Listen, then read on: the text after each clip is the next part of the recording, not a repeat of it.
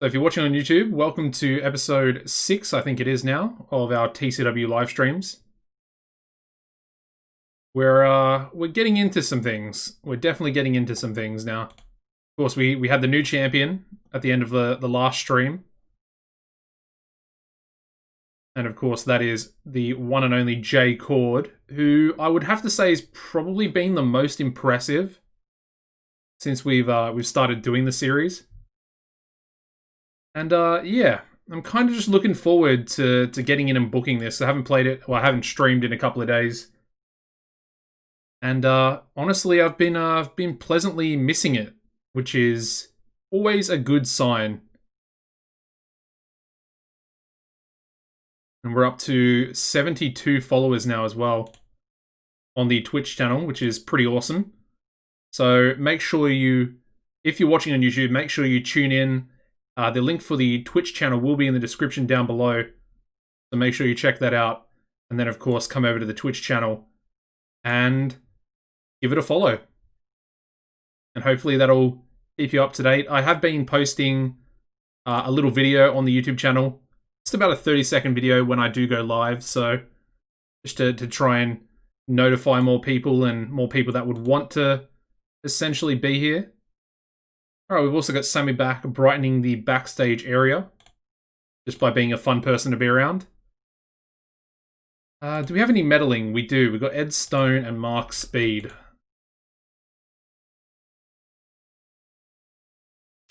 And my meddling has backfired. And they now have a strong dislike relationship there as well. That's pretty funny.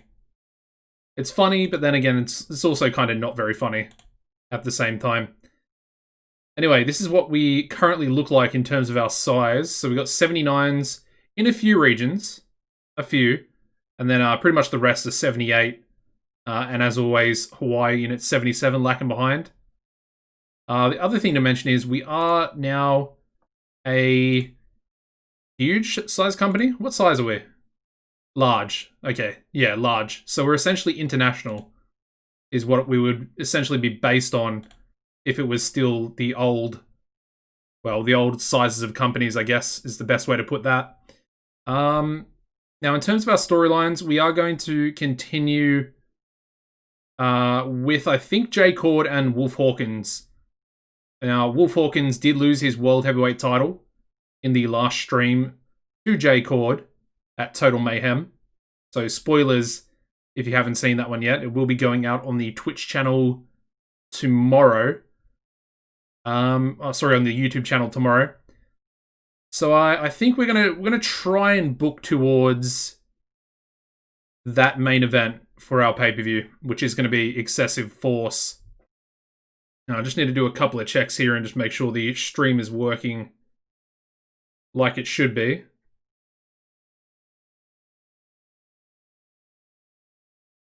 But I think we're good.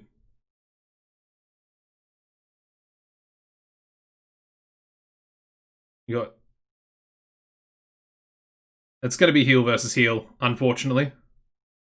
Good to see you in the chat, Clay. Welcome back to another stream, and thank you for checking the what do you call it? The broadcasting situation with BCG. The next episode is actually going to be out in about 2 minutes. Yeah, so there we go. Okay, the stream is definitely working. Perfect. Alright, what are we going to do? First match. First main event. Let's see. Kind of want... Let's give the new champion a match. Now, I'm not sure who to make his opponent, if I'm being honest. Oh,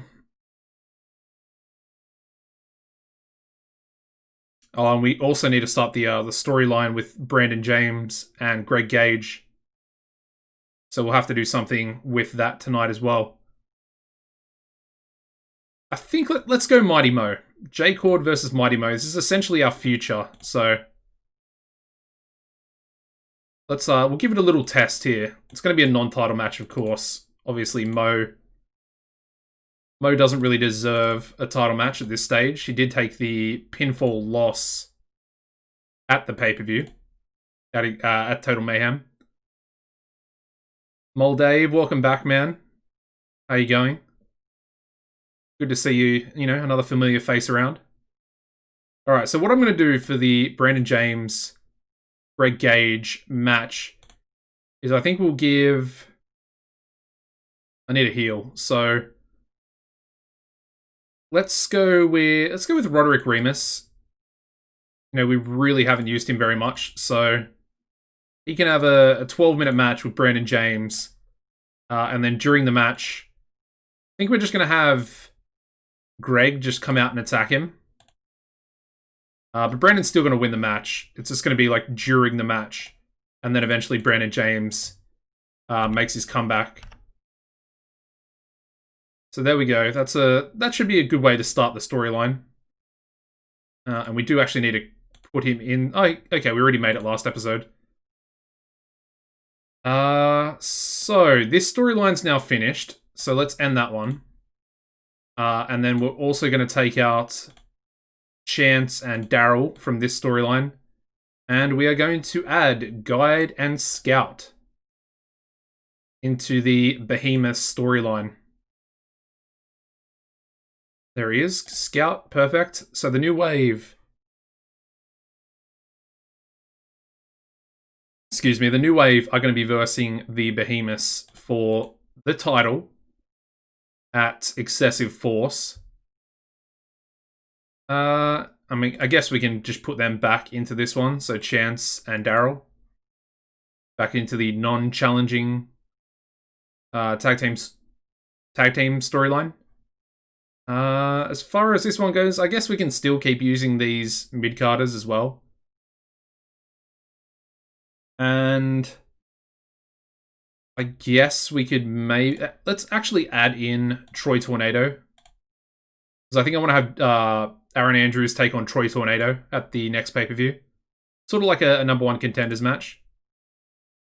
I feel like that'd be pretty beneficial. And of course, we essentially need a face number one contender going forward after this month. So, I guess we also need a... Yeah, we probably need a number one contenders match for...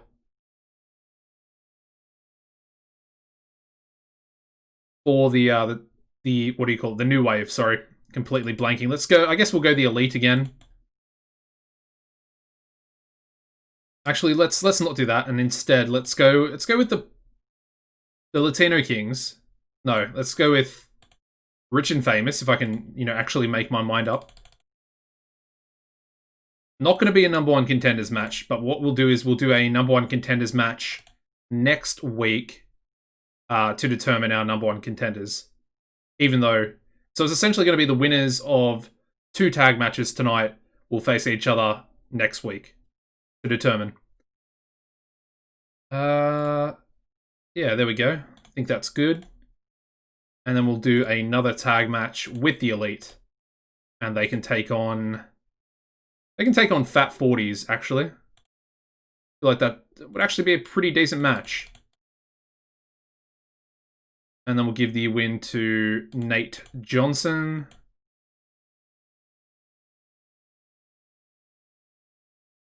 Alright. I like that. So that's going to lead into our number one contenders match next week. What else do we need to do? I guess we need an angle for Wolf. Let's actually do the Karl Rhodes interview angle, and we'll do it with Wolf. I guess it doesn't actually need to be successful. And it doesn't need to further a storyline either. I guess we could actually put J-Cord in there. Maybe off-screen. Because then we could actually forward the storyline. That makes sense. That's going to start the show off. And then I guess we maybe want a... Let's go Sammy back. And this will set up our main event for next week. And let's just have Sammy back come out at the end of the show and challenge J Cord to a match. And then, like I said, it'll set up a non-title match for J Cord next week as well, where he's going to take on Sammy. Okay, what else do we need to do? We need an international... Not international. That used to be the old title, wasn't it? The international... The TCW international title was the mid-card belt. I think it was, yeah. The television title is what I'm trying to say. So let's have Ernest come out and challenge our champion Ed Stone.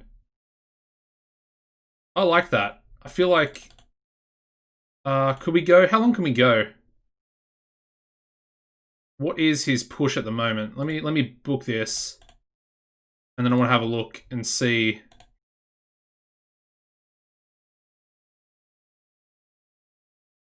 Okay, so Ernest is actually unrecognizable. So we might be able to give him a promo as well before. Alright, let's do that. So, television title. Obviously, Ed's going to retain, but it's going to be a good match, I think. Part of me kind of wants to make it like 16 minutes, but I think that might be too much with a promo as well. So I want to give him 6 minutes. So we'll do that. That's going to open the show. And then let's have Ernest challenge Ed.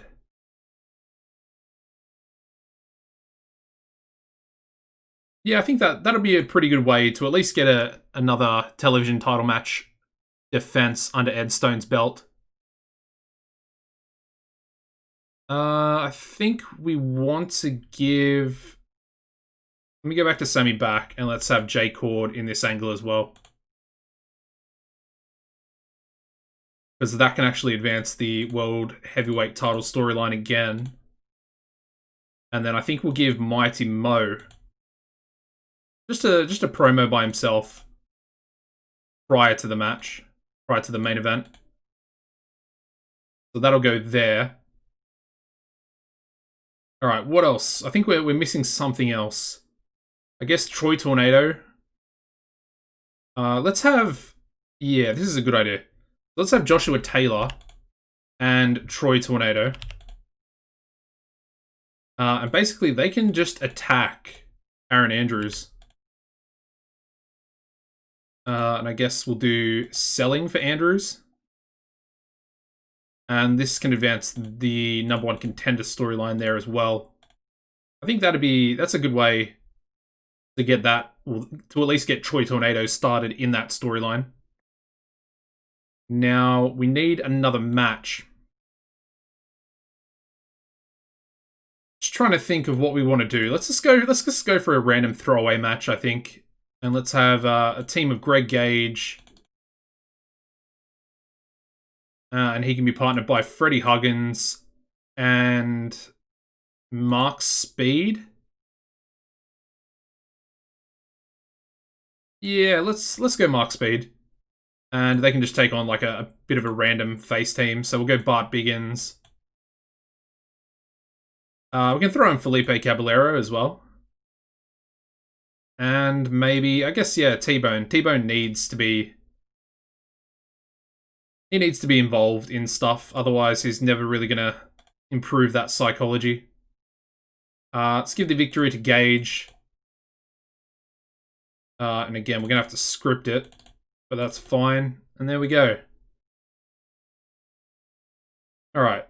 Kind of just like I said, a throwaway match that we essentially just needed so we can get the show started.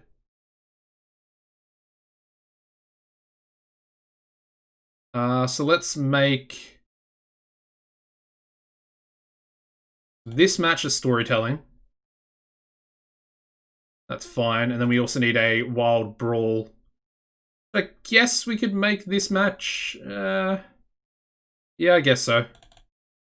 I'm pretty sure Ernest has really good brawling. Yeah, 65's pretty good. What about Ed? Yeah, 58. Alright. Doesn't really matter too much. What's our problem, though? Hap stander. Too much refereeing. think that's something else we need to do is get a new referee. Preferably one that's young. What's our problem now? No, make that a wild brawl? I guess not. Okay.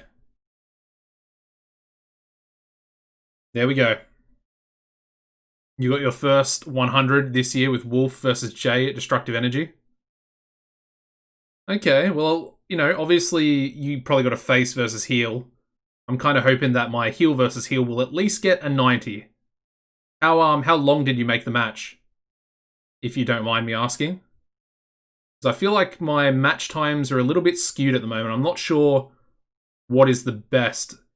Because to me, it seems like 20-minute matches sometimes rate better than 25-minute matches, which is obviously a little bit strange when you're talking about the high-quality workers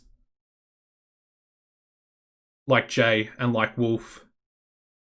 Anyway, let's do a match. Let's go Elliot, Thomas, and I feel like we need some more jobbers. 59 minutes. Holy crap. That is that's intense, yeah. Epic slow build, called open with a calm the crowd match before. Did you have an angle after the calm the crowd match to bring them back up a little bit? Oh, okay. So straight into it.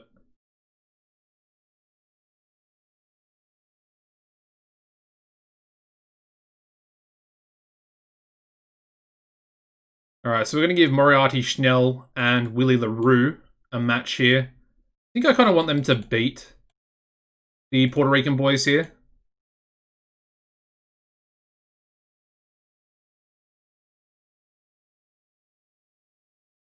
Okay, perfect. There we go. So that'll be on the pre-show. And I don't think we really need to do anything else. Maybe I could give let's give Moriarty and Willy, they can have an angle on the pre-show as well. I'm not sure if it's gonna help them build up their entertainment skills, but I kind of assume that it would, being on the pre-show anyway. You have 60-minute time limit draw for title matches at events, which I did with Aaron Andrews versus Jay in Feb. That's pretty crazy. I feel like I might want to try like a decently long match as well. But I'm a little bit, not afraid to, but I just don't want to, you know, we just got that massive new pay-per-view deal. I don't really want to screw it over. Anyway, let's start this first TV show. And we get a 43 for Moriarty and Willy, doing a pre-show promo. Just probably taunting the crowd, being really stuck-up, arrogant arseholes. At least that's how I imagine them. Their match does relatively well, getting a 45 where we have Moriarty Schnell and Willy Larue defeating the Puerto Rican boys in 11:53 when Moriarty pinned Kid San Juan with a Schnell shock. Yeah, Moriarty getting a 29. I think that's a little bit better than... Actually, yeah, I think that is better. I think he was doing like 25s on the last stream. Alright, so we then start the show off with a 90 rated sit-down interview between Karl Rhodes, and of course he's interviewing a pretty pissed off Wolf Hawkins. And as you can imagine, I mean, these two kind of don't really get on as it is. And of course, Kyle was alluding to the fact that Wolf had a very high chance of losing the title in that 6-man Total Mayhem match. And yeah, Wolf is visibly pissed off, but does say that he's going to use his rematch clause for another opportunity to get his title back. Opening match gets us a 79, which I wasn't really expecting. But it is Greg Gage, and Freddie Huggins is pretty good as well. So we do have Greg Gage, Freddie Huggins, and Mark Speed defeating Bart Biggins, Felipe Caballero, and T-Bone Bright in 12 minutes when Greg Gage submitted Bart Biggins with a Proton Lock. And yeah, Felipe struggled with everybody else, and Bart was off his game. We then go into a 78 rated angle where we have Joshua Taylor and Troy Tornado jumping Aaron Andrews backstage. Yeah, I mean, it's just going to kickstart their storyline where Aaron Andrews is probably going to take on Troy Tornado at the next pay-per-view. And yeah, 78's not too bad for a fighting angle. So I'm, pleasantly pleased with that. We then go into a 47 rated angle where we have Ernest Youngman verbally challenging Ed Stone to a television title match. And he wants it up next. 47 is pretty good. Of course, Ernest is only fresh in the company. Already finding himself, in the recognizable category. The match does really well, getting a 68, where we have Ed Stone defeating Ernest Youngman in 11:32 by pinfall with a parties over, and Ed Stone making defense number 3 of his TCW television title. Yeah, it's a good match. Ernest with a 52, so the more popular he becomes, the better off we'll be. Also worth mentioning that I didn't change our venue, so we've got a sellout, which is great, but it's at the Ranch of San Antonio, wherever that is. Obviously, it's in San Antonio, but I don't think I've ever heard of the ranch before. And yeah.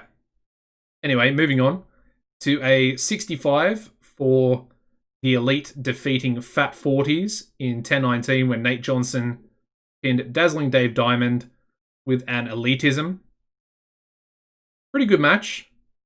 And obviously the Elite are going on to next week for so they've essentially put themselves into a number 1 contenders match by winning this one here tonight.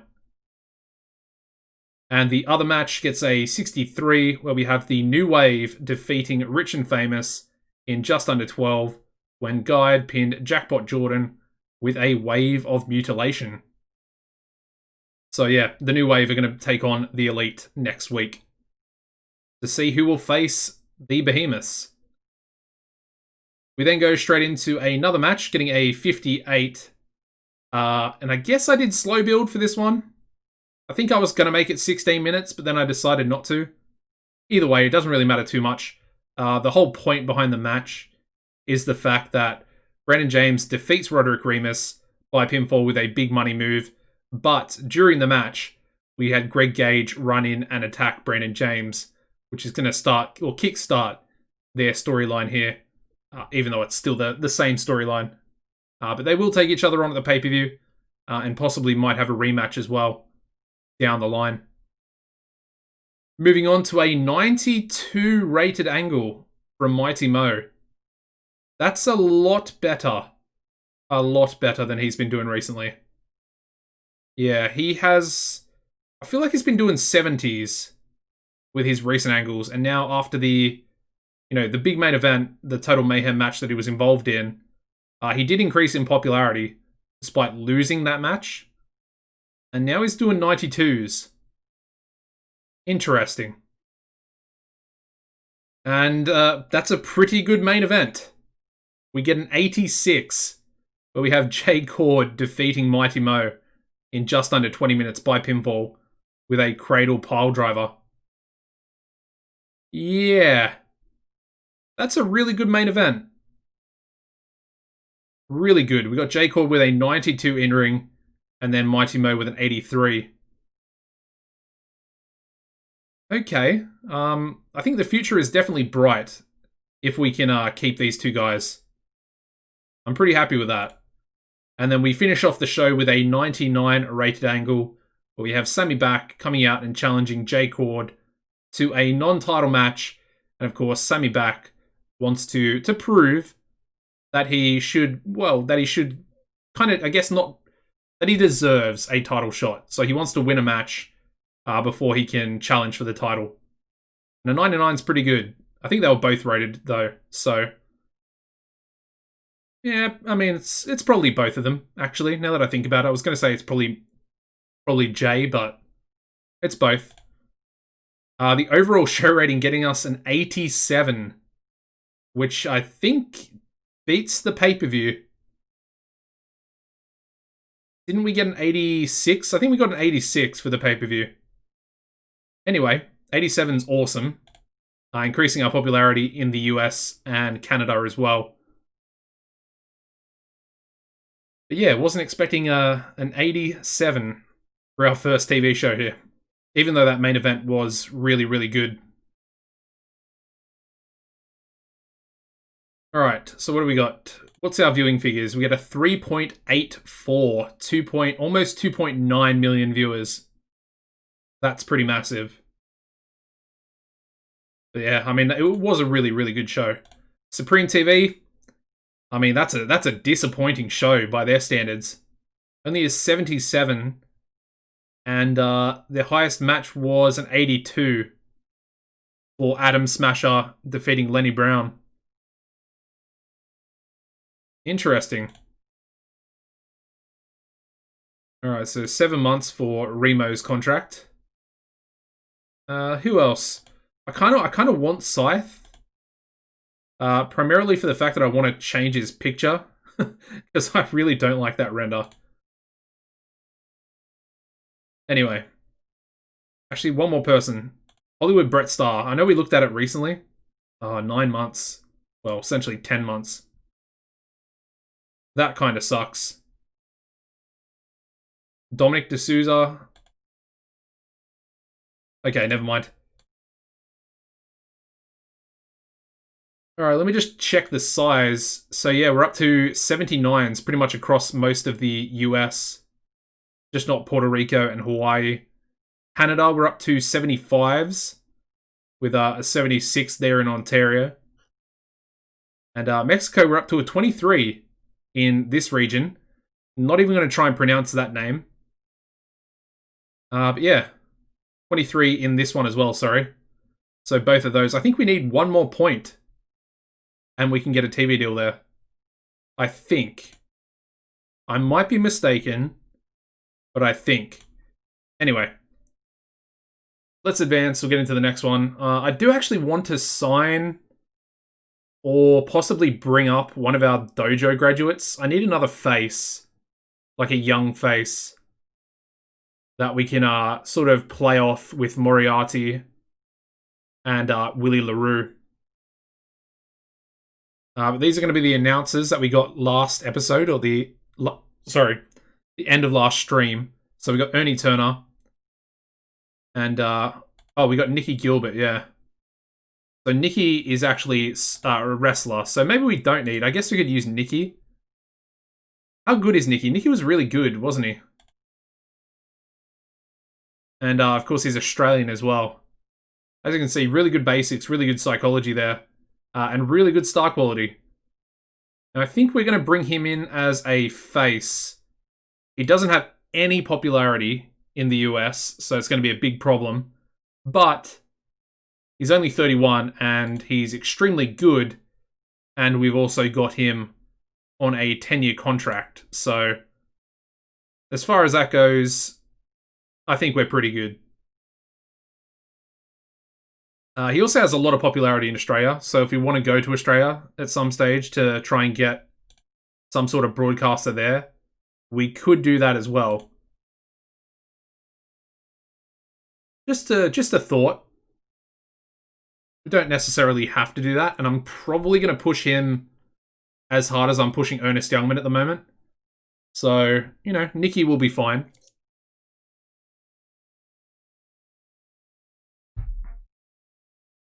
Alright, and here is Mitch Nace as well. Oh, okay, who's Chad Brent? Okay, he's a referee. 71 refereeing, I mean, probably don't want him. And I only say that because, yeah, like, US Pro are going to be in for him as well. And I think we can just get a referee that is on a handshake deal, because essentially we don't need this particular referee for anything too special. Let's go with like a max age of 30. I just kind of want to see what we have available. So we've got Parker Terry, who has 63 refereeing. That's actually pretty good. And then we also have Quincy Jargon, who has 49 refereeing. But he's a year younger. And he does work for CZCW. So this guy's actually unemployed. I think we're going to go with Parker. So let's bring him in on a handshake deal. So essentially he can work for other companies if he needs to. Obviously there's not a lot of work. Francis Long is the best ref on the indies. The thing is, I think we've already got good referees. I just want a third referee for pay-per-views, essentially. So he's only going to want, what, 60 per show? Let's go a 5-year contract, I guess. He wants us to pay travel. I guess so. The guy wants 10% of merchandise, even though he's a referee. That's pretty hilarious. Anyway. Let's get into this next TV show.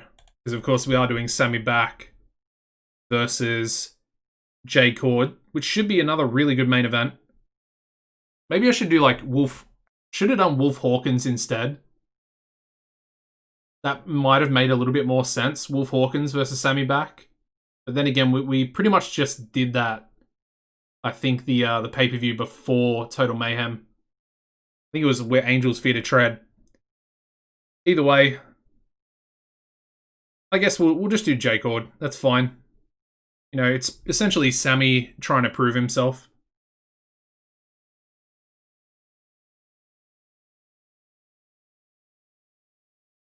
Alright, so there's Parker Terry. So we've got our new referee. Apparently he's a heel. Okay. Then we obviously don't really care about that either.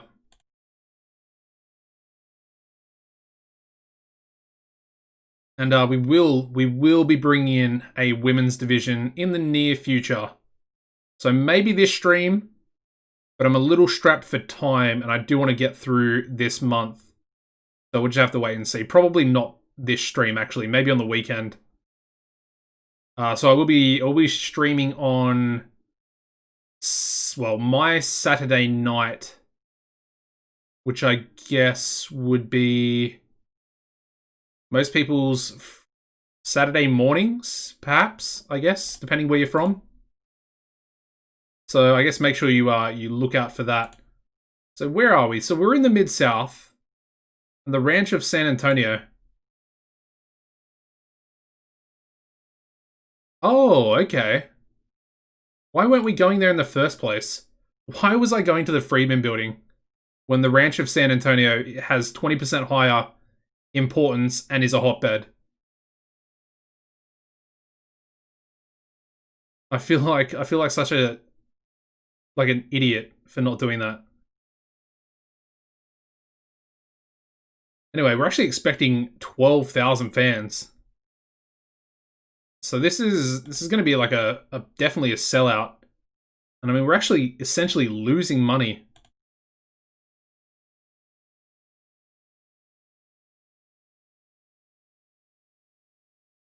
We could go to this place. 15,000. But 0 importance and obviously not a hotbed.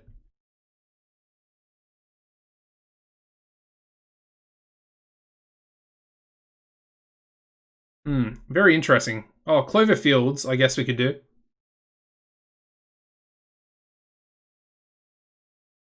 Yeah, maybe we go to Clover Fields instead, because we'll get an extra 2,000 fans in. And it's actually the same price. So I think we'll go Clover. Let's try Clover anyway. See what happens. Hopefully we'll get 12,000. If we don't, then we'll just run in the other arena. Okay, so the main event. Jay Cord, Sammy Back. It's going to be a really good main event. I'm pretty sure of that. But once again, Jay Cord going to pull it out of the bag. And then we're also going to have a little bit of interference. So let's make it a tainted win. And then we're going to have interference onto Sammy back by Wolf Hawkins. So that's going to be our interference, and that is actually going to be the way the match finishes.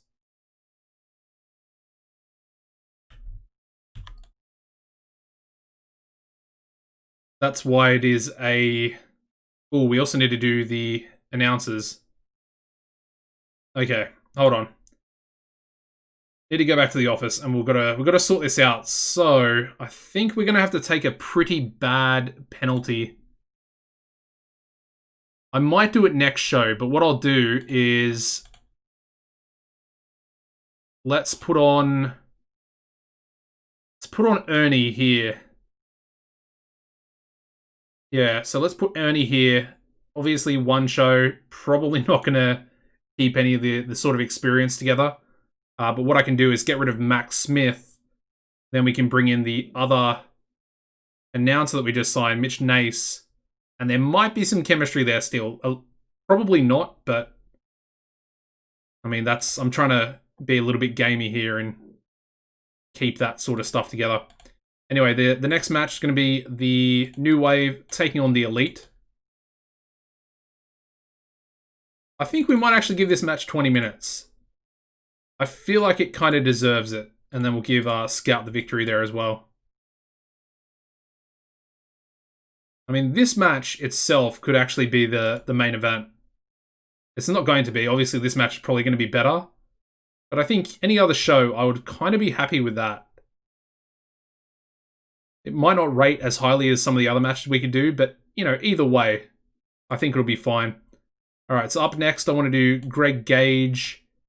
And I think he can take on... Let's go with Danny Fonzarelli. Just a 12-minute match, and then we're going to have Greg win. But once again, going to be some involvement by someone else. And of course, Brandon James is going to get some revenge from the attack during his match last week.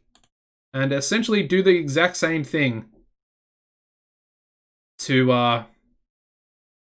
Maybe what I should have done is made Parker Terry only available for events. Because he's going to keep popping up here and it's going to be pretty frustrating. Yeah. We might give him another new contract in a second.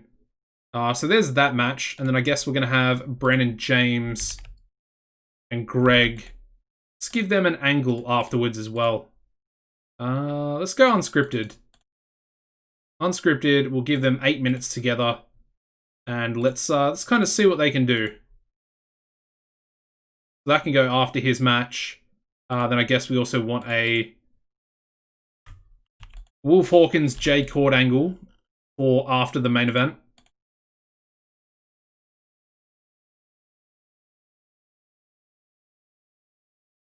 And that's, of course, going to advance the world title storyline as well.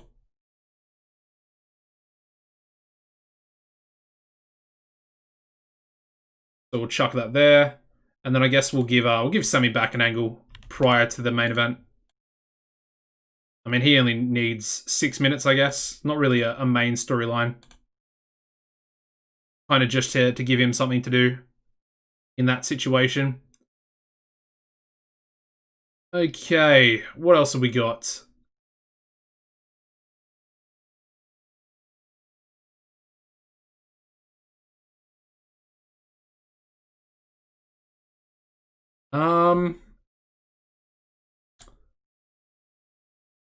Let's have an Aaron Andrews match.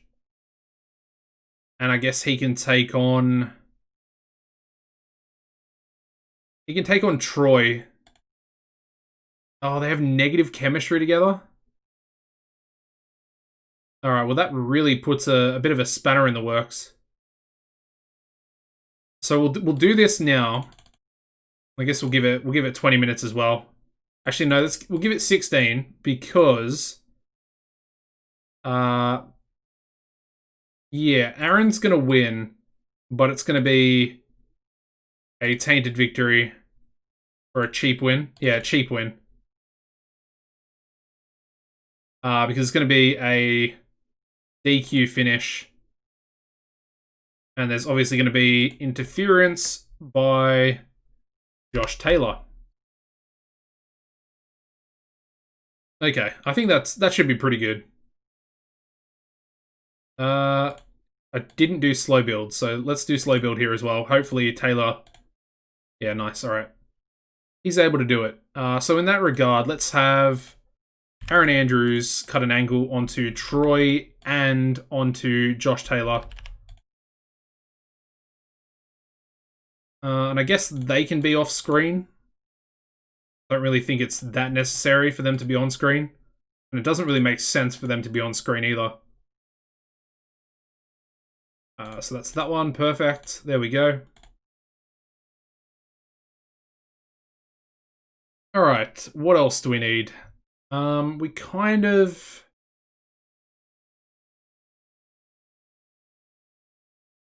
Yeah, let's just go with a tag team match, just a random one. Let's go Benny and the Fox taking on...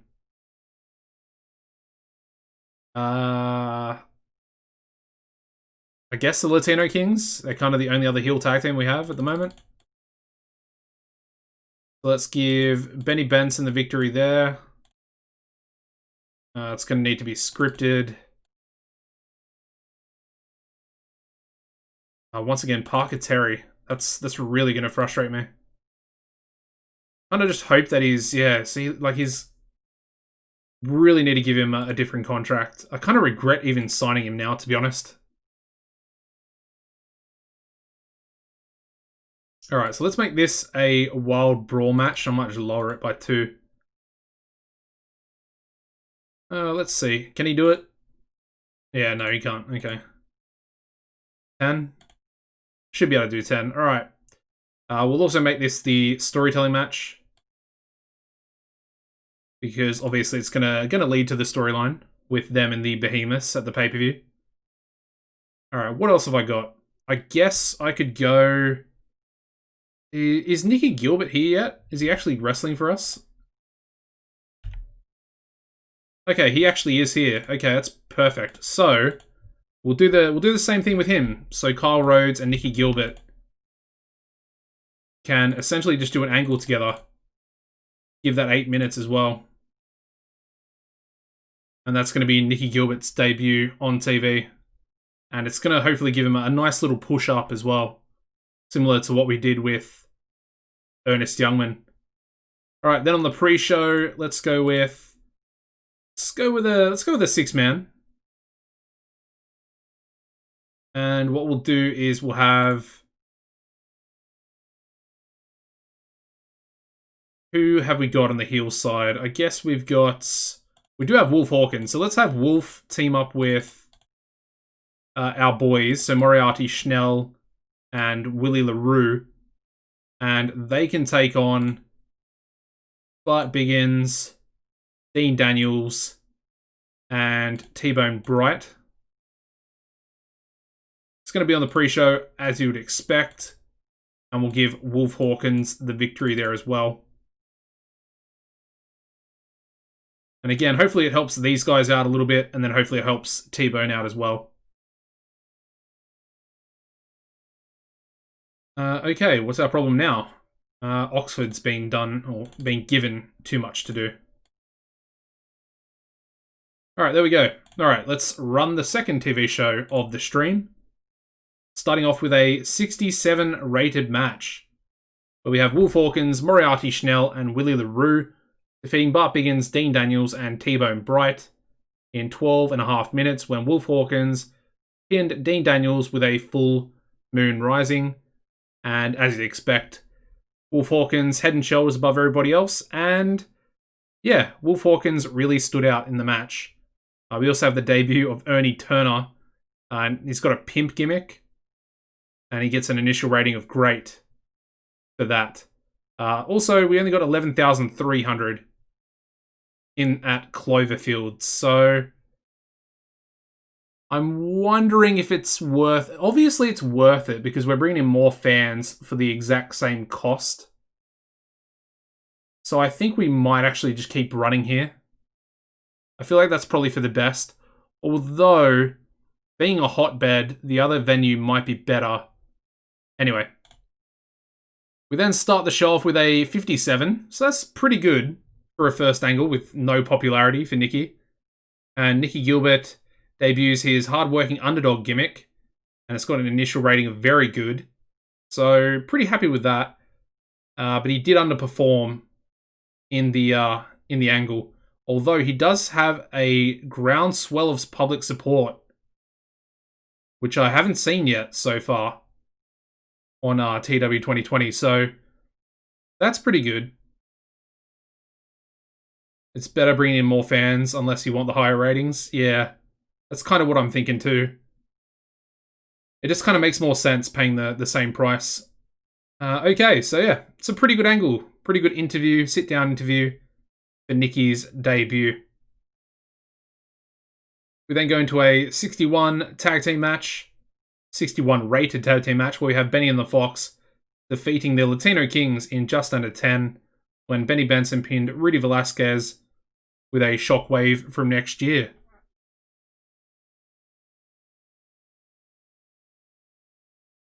Alright, we then go into an 82 where we have Aaron Andrews cutting an angle on Troy Tornado, I get my words out, and Joshua Taylor.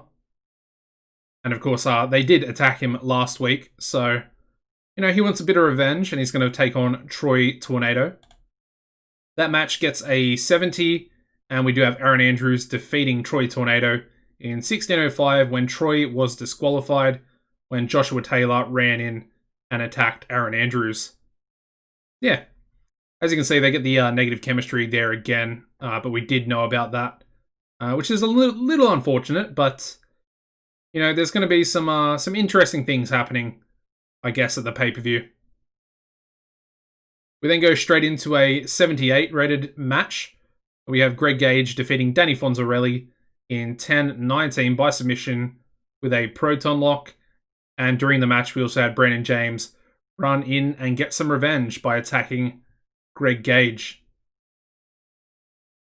We then go into the angle between the two, and it gets a 75. And of course, yeah, Brandon James is essentially just going back and forth after the match with Greg Gage. He's standing outside the ring. Greg's obviously inside the ring. Pretty pissed off, even though he did win the match.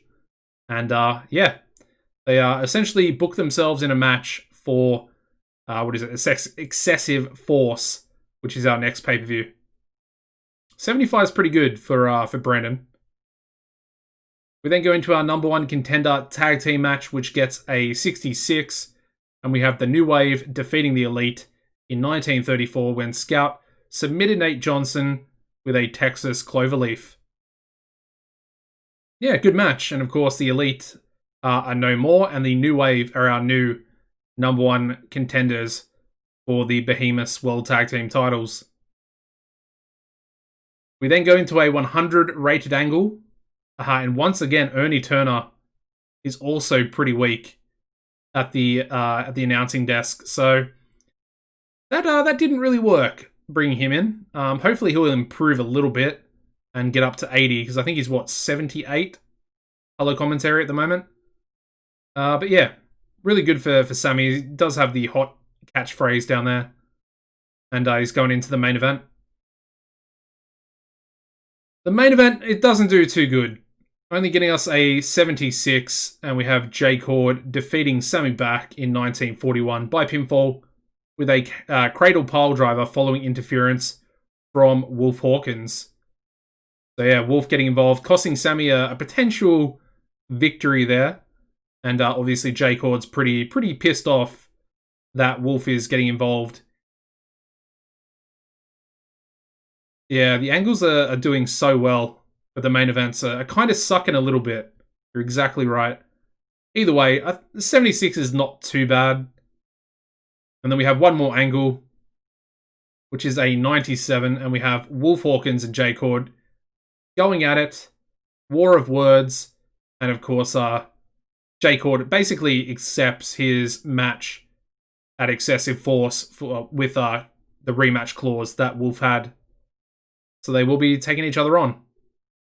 97 is pretty good, and the overall show rating gets us an 83. So it's not going to improve our popularity in the US, but it does improve our popularity in the 8 regions of Canada. not too bad. Still a relatively good show.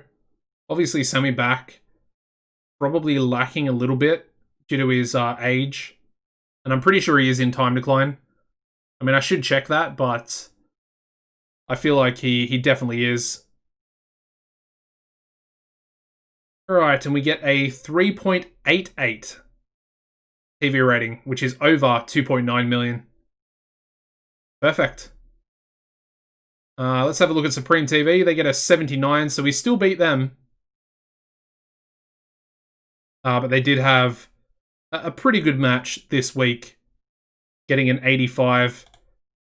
And yeah, just seeing Rocky Golden in their main event with that popularity as well really upsets me. And we'll try and sign him back, but at the moment he's yeah, he's pretty old. So by the time that happens, it's maybe we don't bring him in. Anyway, Valiant. How good is Valiant? He's not great. He's good in some places, but yeah, just not great overall. Spencer Spade would be a very good option to bring in if we can. When does his contract run out? 3 months, 1 week. Now, I'm a big fan of Spencer. But it would be another heel coming in. Yeah, it's a tough one. I would like to sign him, though. Alright, anyway. What do I want to have a look at? Alright, so Ernie's actually a manager as well. Maybe I just turn him off managing. Yeah, I don't really feel like we need him to manage. He's just gonna be a color commentator.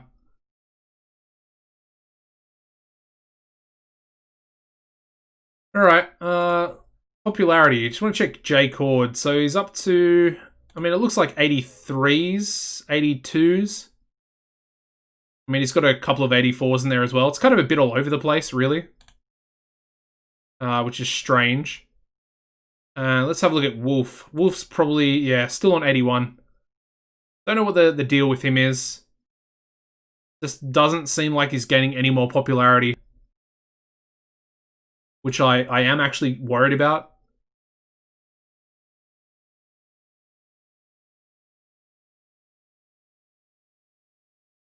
Alright, I think we need a match for Killer Shark. And for Titan, I guess, on the next show.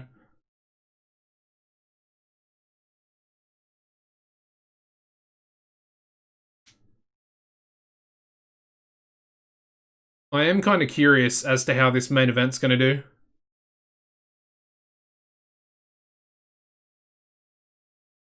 I mean, at the pay-per-view. It's just a... It's got me a little bit nervous. It is heel versus heel, as we've already said, but... It could backfire. I still think either way it's going to be over 80, but... We have to be getting, what, 84 and above for our new pay-per-view deal. And of course, if we sort of fail that, we're gonna find some problems pretty quickly.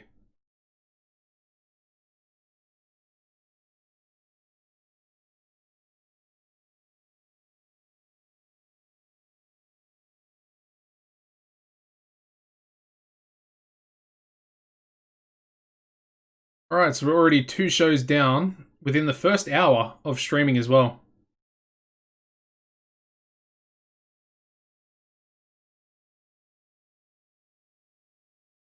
Alright, so Wolf capped at mid-80s. Aaron Andrews and Jay are flying higher than him. Brought the champion with low 90s. Yeah, I think that's pretty much what it looks like with me as well. I mean, it doesn't look like Wolf is going to go over 81. I might be wrong. But, you know, even when he was the champion winning matches, he wasn't going above. Even with these angles. Like, he's getting solid, like, high 90 rated angles. And we still haven't seen any increases. So Deborah Young extending her deal. Tiffany Jade. Okay, well, we were talking about the women's division, and she would be the perfect beginning piece to a women's division.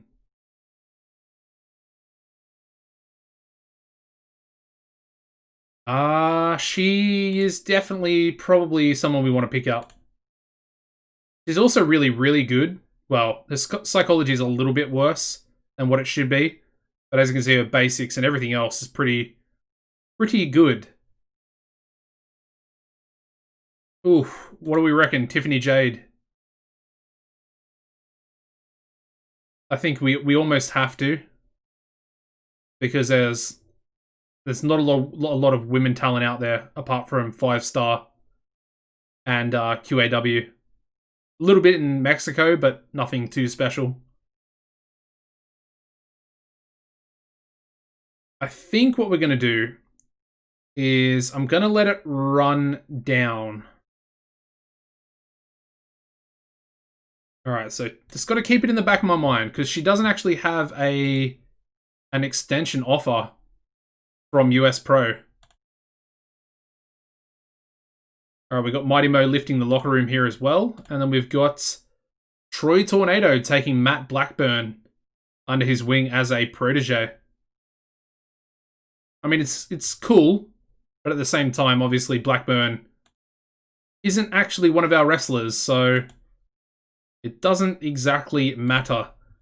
Anyway, again, we're going to try and get rid of some of this, this hatred. It's not hatred yet, but it probably will be after I finish.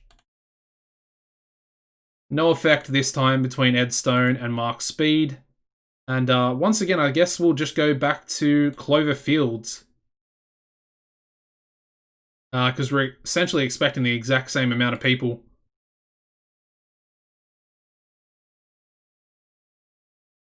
Alright, so for tonight's main event, I think what we're going to do is we're going to have Josh Taylor and Troy Tornado teaming up. And I think they're going to take on, obviously, Aaron Andrews, but we're going to get him a partner as well. And I think his partner might be Mighty Mo.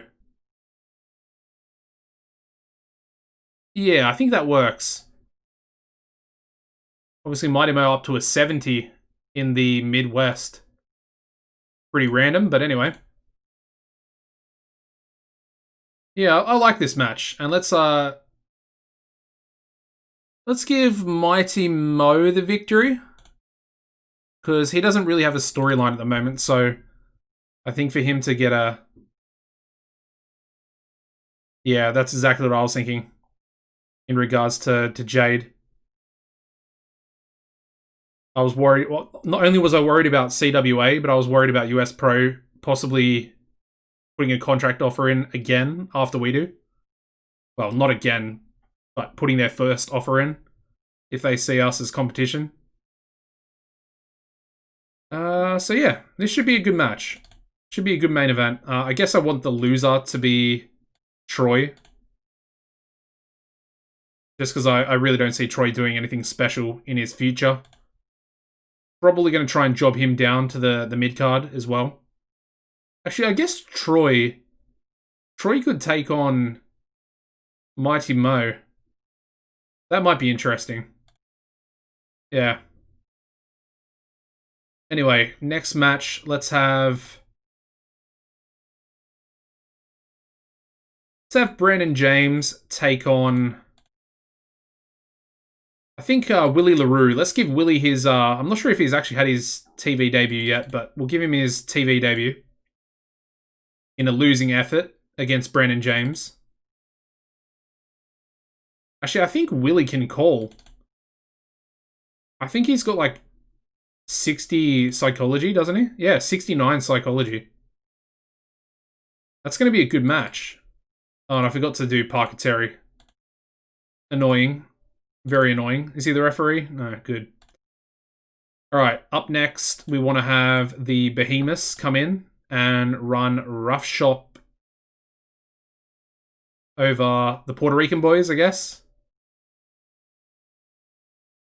And yeah, just a tune-up match, and of course we'll have a we'll have a little angle afterwards as well, where they can have I guess, a bit of a face-off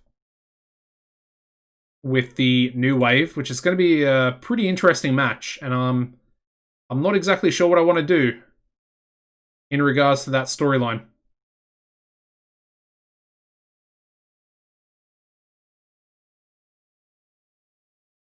Yep, so there we go. There's that one. What else do we need? Let's go television title. Maybe a number 1 contenders match. And let's have yeah, let's have... Okay, so Nikki Gilbert, he gained 5 points of popularity from the interview. Let's have T-Bone Bright. Then we'll go Mark Speed and Roderick.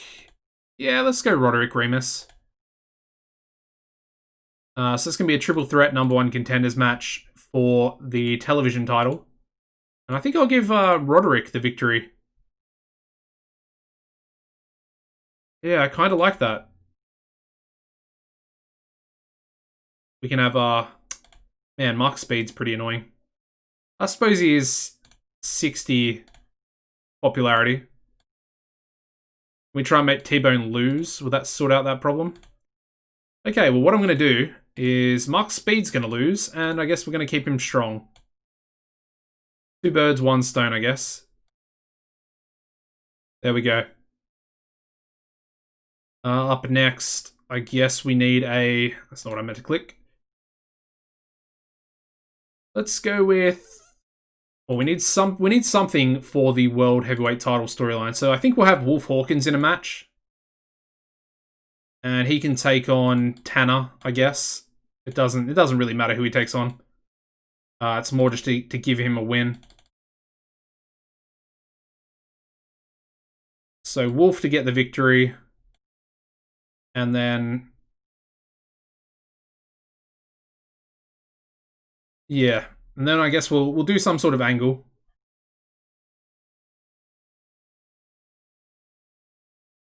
Okay, Tanner can't even go for 10 minutes. Perfect.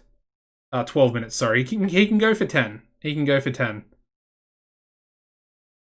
Alright, let's book some angles, otherwise we're gonna be a bit strapped for time. Let's do Aaron Andrews and Mighty Mo. So they can, this can essentially be their linking up angle.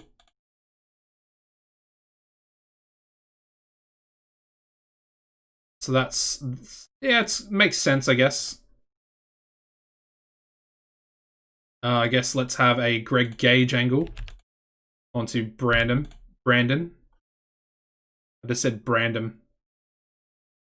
I guess he doesn't need to be rated. But obviously he'll be out in the ring getting ready for his match. And then we'll have Greg come out.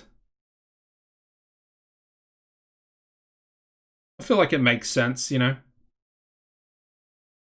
It makes sense to me in my head anyway. We'll go with a Menace angle for the Behemoths as well. So Killer Shark and our boy Titan. Well, Killer Shark's really our boy. Titan's kind of just... He's just there. You know, he's just about. And we'll advance their storyline as well. Chuck that down there. And I guess we'll go for an Ed Stone angle. I guess he can announce the challenges for the triple threat match. That kind of works. And then obviously to start the show off, let's have Wolf and Jay Cord in another angle together. And I think we'll give that one 8 minutes if we can.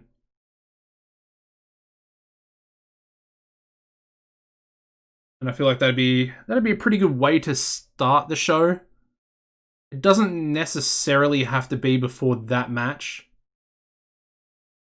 So let's go a 6-man. And let's have Nikki Gilbert team up with maybe the New Wave. Yeah, I guess the New Wave. and they can take on Rich and Famous and Ernest, maybe? We could maybe do Ernest versus Nikki Gilbert at the pay-per-view. I know it's kind of early to do that, but if we can at least, boost it up a little bit.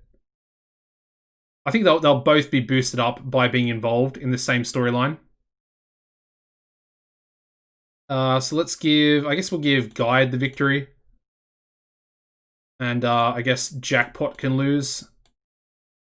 It doesn't particularly matter who loses a match on that side because they're all relatively low popularity. Yeah, so there we go. Yeah, I think that looks pretty good. So let's chuck that there. And yeah. So I guess we can make this match the Wild Brawl. And then we'll make another match the Storytelling. Probably this one makes the most sense, as it's to determine the new contender for the television title. Let's do a tag match in the pre-show as well. We'll have Jay Cord team up with our boy Moriarty Schnell, and they can take on the team. I guess they can take on the American Cobras. It is almost getting to the time where I want to start pushing the Cobras. But either way, let's have Jay Cord pick up the victory there. And we'll give the Road Agency to Bryant. And once again, we need to script the match. Okay. That looks pretty good. Let's run the next show. And we start off with a 69, where we have Jay Cord and Moriarty Schnell defeating the American Cobras in 11:37 when Jay Cord pinned Marvel Malloy with a super DDT. And then, as you'd expect, we had Jay Cord. He was the best in the match, and obviously his tag team partner Moriarty was the weak link. And yeah, Moriarty was really off his game, and yeah, Marvel seemed off his game as well. I mean, Moriarty was really off his game and still only got a 27, so that's not too bad. Alright, we then start the show off with a 98 rated angle, again between our top two guys at the moment, the world champion Jay Cord and the former world champion Wolf Hawkins. Essentially, they're just talking about what happened last week. We then go into a 64 rated 6-man tag, where we have Nikki Gilbert and the New Wave defeating Ernest Youngman and Rich and Famous in 11:43 when Guide pinned Jackpot Jordan with a guided missile. Unfortunately, we had Scout off his game, and Jackpot Jordan was also really off his game. But once again, Nikki Gilbert having a groundswell of public support. So that's good. I still don't actually know what that means, essentially. I'm hoping it means that he gains popularity faster. But I'm not sure if that's actually what it means. Either way, it's probably a good thing. We then move into Wolf Hawkins' match. Gets a 79, which is pretty good considering he's defeated Tanner the Mighty here in 10:08 by pinfall with a Full Moon Rising. Yeah, somehow pulling Tanner to a 79, and Tanner only got a 50 in-ring. Alright, we then go into a 98 for Ed Stone. What? How is he doing that well? I know it's unscripted, but still. A 98 for our mid-card champion. Yeah, I don't really understand that one. I'm very happy by it. Don't get me wrong, but very unexpected. Very unexpected. We then move into the Triple Threat #1 Contenders match, getting a 61 rating, where we have Roderick Remus and T-Bone Bright, and Roderick Remus defeating T-Bone Bright and Mark Speed in just under 12, when Roderick Remus submitted Mark Speed with a Remus clutch. And yeah, Speed was off his game as well. Not a good night for everybody. Everybody seems to be off their game, or at least one person. in every match. We then go into a 74 rated menace angle from the tag team champions, the Behemoths. And of course, they're going into action up next. Their match getting a 65, where we have the Behemoths defeating the Puerto Rican boys in just under 12 minutes when Killer Shark pinned Kid San Juan with a big bite. Yeah, once again, Titan this time seemed off his game. Interesting. We also got under 11,000 people, I just noticed. That's a little bit unfortunate. We might just go back into the other venue. I'm not sure. Hopefully we actually sell that other venue out. Otherwise it might be a bit of a problem.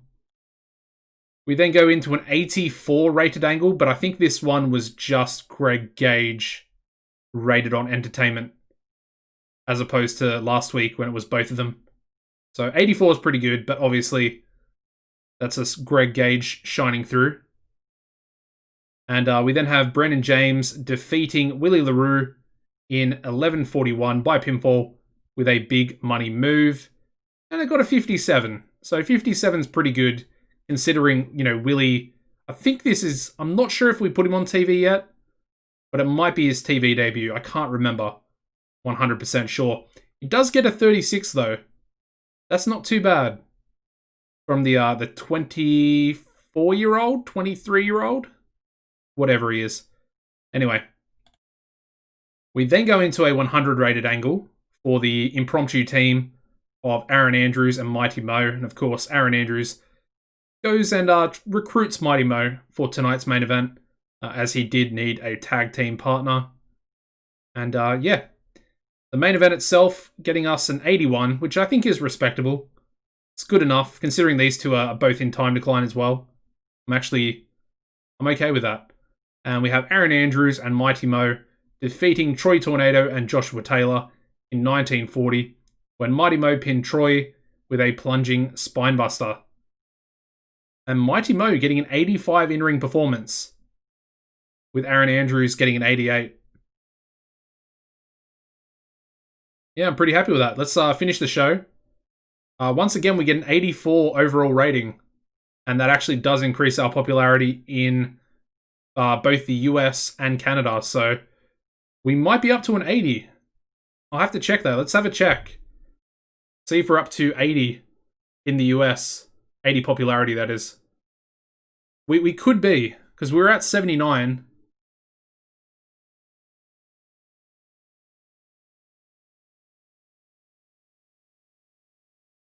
Alright, let's have a look at the viewing figures. 3.86 is slightly lower. But we're still just over 2.9 million viewers. And Supreme TV was pretty trash this week, only getting a 75. Yeah, I mean, they would have to be pretty upset with that. Oh, that's unfortunate. Oh, I think his contract came up, didn't it? And we didn't sign him for some reason. Anyway. Yeah, I mean, that's a pretty bad show. I mean, their main event was a 79. So, yeah. I mean, we're definitely doing better than them at the moment, in regards to TV ratings and overall show ratings as well. Okay. Now, I wanted to check something. Let's go back into broadcasting for a second. Obviously, this is our... If you didn't watch the last stream, or the last episode on YouTube, this is our new pay-per-view deal. As you can see, it's huge in the US, Canada, and Mexico as well, which is... I think it's the best deal we could get for our size. We do still have these two pay-per-view deals, which were our previous ones, but obviously we don't use those. But as you can see, the minimum quality expected is an 84 for our pay-per-view shows, which is going to be very hard to get consistently. Now, as far as the TV shows go, this one's only got 6 months left, so at the end of the year, we will be able to get a better Canadian TV deal. As far as this one goes, we have very big in the US. which I think is fine. But what I might want to do in 6 months, or even now, we might be able to do it now, is change this here, the revenue generated, because we're only getting 15%. And in my opinion, that could be a lot higher. So let's have a look. Let's have a look. Yeah, that's not what I want to do. Maybe adjust the time slot. So what are we currently? We're late night. Maybe we don't want to do that yet. I mean, early evening could be interesting. I feel like we can get at least an 80 and above. But I don't think let's not mess around with that. Let's not mess around. Let's keep Ace. We'll look at it again soon. But let's have a look at Mexico, which is what I wanted to do. So reset that coverage in Mexico. And I just want to double check. And I can't remember which one it is.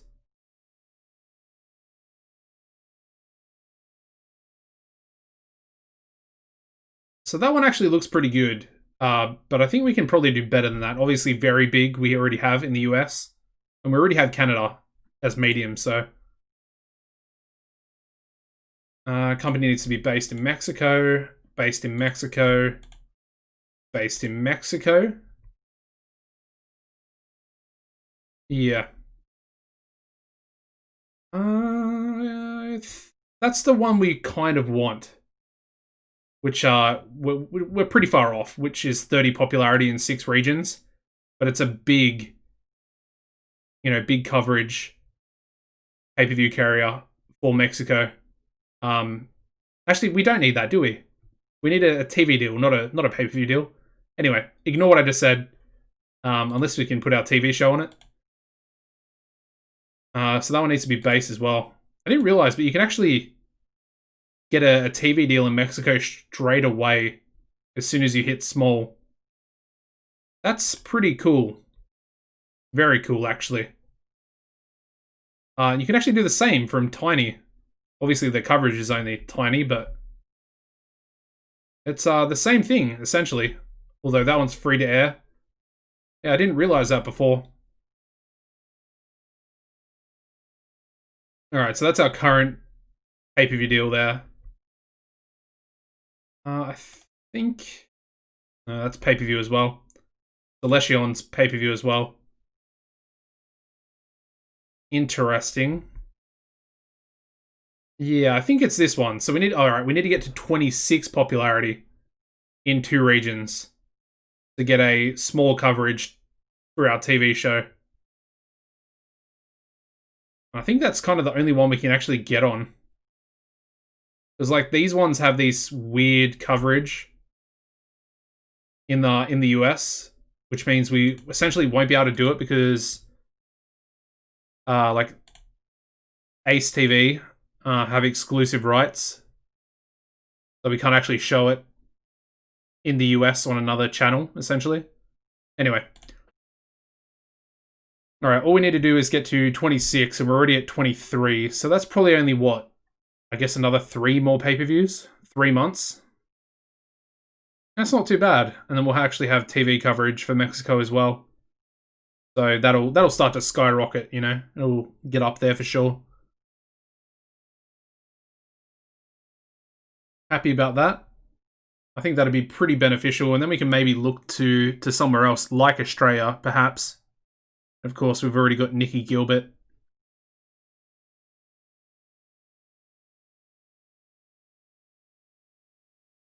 And Nikki's like 66 popularity in all the regions in Australia. So he would definitely be our go-to guy. I just need to remember that we need to keep a close eye on Tiffany Jade. Because I kind of want to snap her up straight away. Once her US Pro contract, does run out. And hopefully no one else will actually go in for her. So I think she'd be the perfect, like, building block, first step for our women's, like, for starting the women's division. Obviously, we still would need to hire a lot more people. People like Sarah Taylor. She's pretty talented. I think we'd go for another girl like Alina America. I know for a fact that she's... she can become a star pretty easily. Then we could maybe think about bringing in some of the girls from 5 Star over in Japan, the Joshi company. Yuki Higa, even though she's, not very good backstage. Laura Flame would have been a pretty good pickup. I'm a big fan of Laura. Pretty happy that she's actually with CWA. I really like her new render. That's a really, really nice render. Alright, so we got Chucky Dorrance.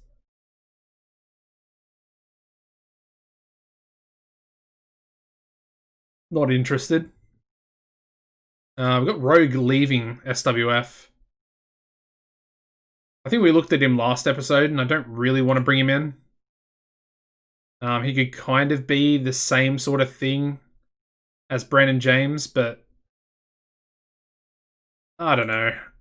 How much was he going to be per appearance? 2,300. It's not that bad, really.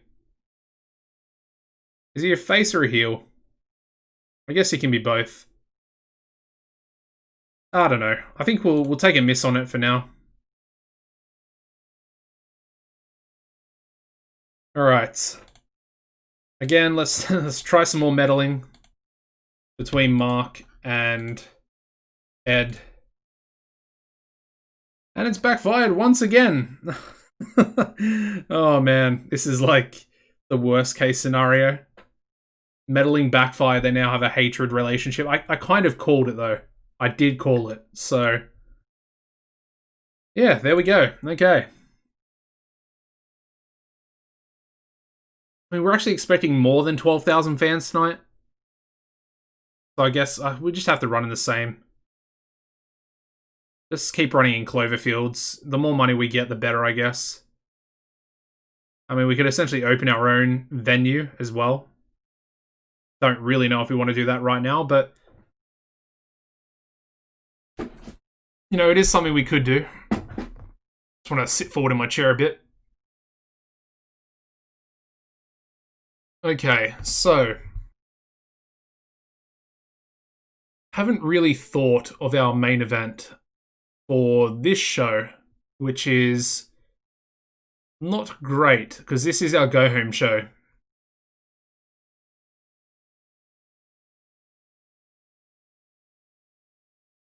We could do an 8-man tag.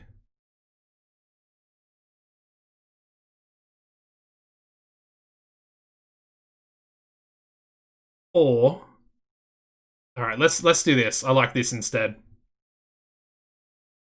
So we're going to have Jay Cord and Wolf Hawkins teaming up together to take on Sammy Back and Mighty Mo. Of course, they have all essentially been involved together this month. Mighty Mo's up to 70s. Really nice. So let's just put them together. And of course, these two, versing each other in what is a few days' time. I think that's a pretty good main event, and I'm actually, I'm happy that I thought of that. And I think kind of want the other team to win, being the Sammy Mighty Mo team. But their popularity is just so much lower than the other team. I think we'll give Wolf the victory. Mo can lose, but it will be tainted. So, Wolf Hawkins cheating to win. I feel like that works. And then obviously Jay Cord is going to be pissed off at the fact that it's not a clean victory. You can do miscommunication. Oh, is that an actual note?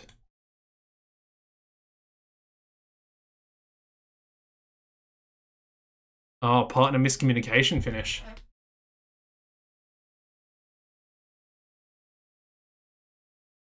Okay. Okay, well, in that case, I do want to use that finish. That's pretty cool. Thank you for pointing that out.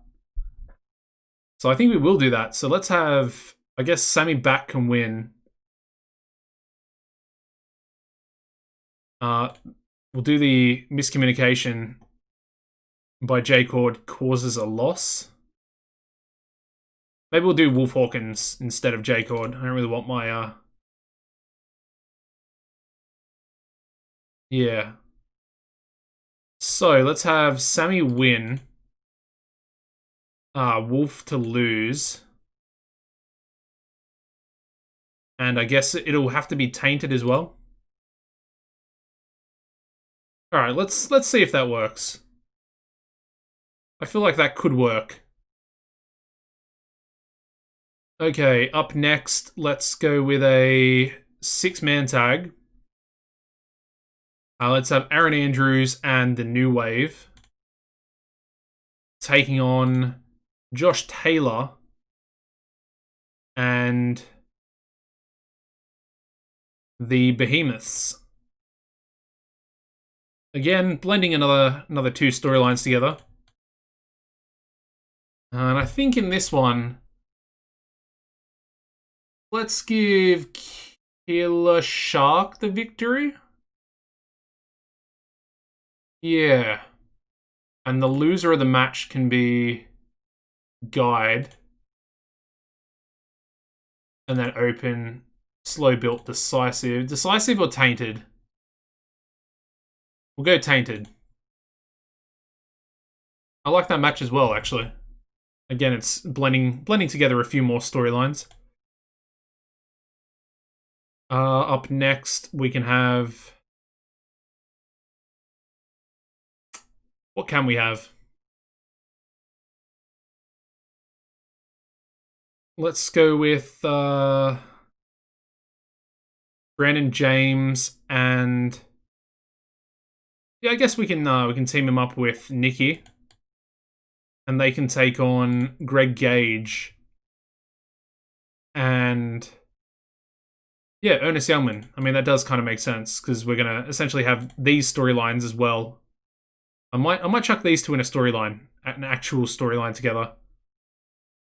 We'll just give this one 12, just because Nikki's, his popularity's very low still. It's up to 15 though, so that's not too bad.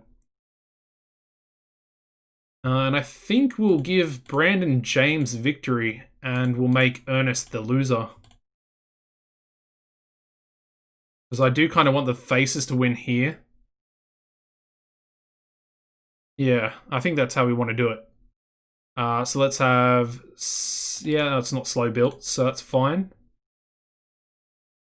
Let me just double check this match. Yeah, Ray Johnson and the main event. Johnson, alright. Up next, we'll go with a match for... yeah, Mark Speed. And he can take on... Flying Jimmy Fox. I mean, that should also be a pretty good match. They do both have pretty good popularity. It's kind of just a bit of a nothing match, if you will, but...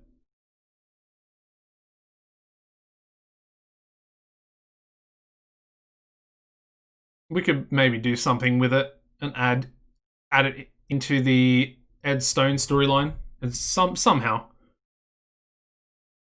Up next, let's go with a tag match between the Elite and the American Cobras.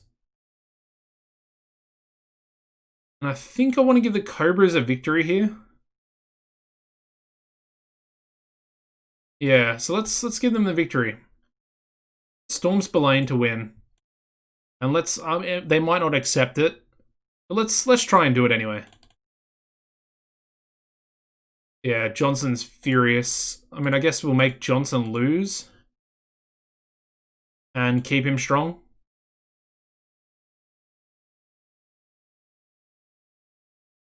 Yeah, we can try it. Still furious. Okay, maybe we don't do this. I guess we can give the Elite the victory. I'll give it to Eddie Chandler. Just because he's the one that's not actually been a douchebag about it.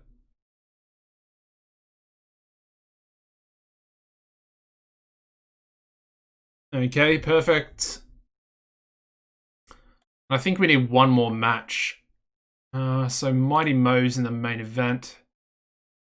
We're pretty much using everybody, really.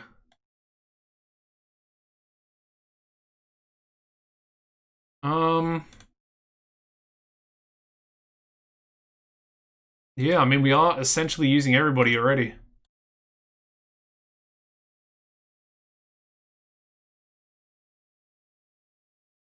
Could maybe do something with those guys, but...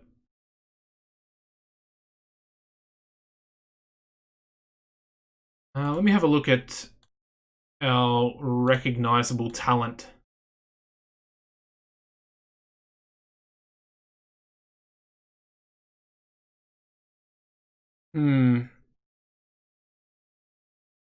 They're all kind of our mid-carders, but none of the like younger guys are actually in there. Which I find interesting. Let's give a promo to Rich and Famous. So Jackpot Jordan and Jake Idol. Both on entertainment. We'll script both of them, give them 6 minutes, and then we can advance the non-challenging storyline. So we'll put that there. Let's have Ed Stone. Let's have Mark Speed cut on Ed Stone. No, that's still the other way around. Ed Stone, Mark Speed, and then let's have Roderick in there as well.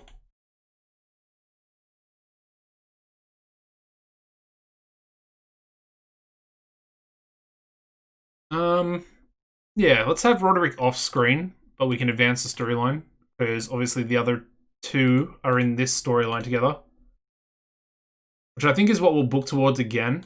We'll book towards Ed Stone taking on Mark Speed in the near future. Let's also... let's have a semi-back angle along with Mighty Mo. It doesn't need success. Oh, does it? No, they're not in the same storyline. So these two will be together. That'll go before their match, but then we want to have a J Cord and Wolf Hawkins brawl to finish the show. So just a nice little fighting angle there. Because this is the go-home show, so we want them to...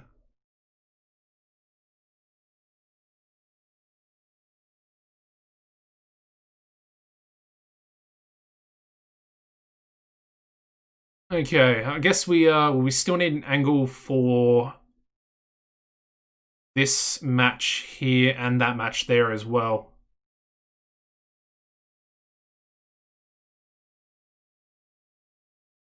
I feel like Ernest does need an angle.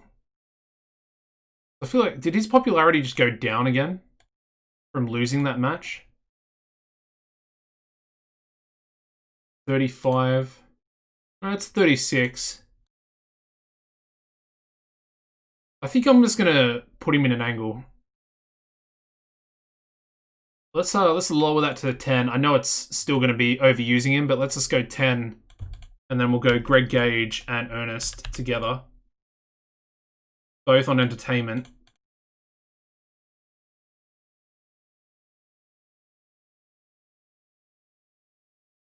So that can go before their match. I'm wondering if we can do one more angle, or if that's gonna mess up this show's balance. Because I think I would like to do... Do I want to do...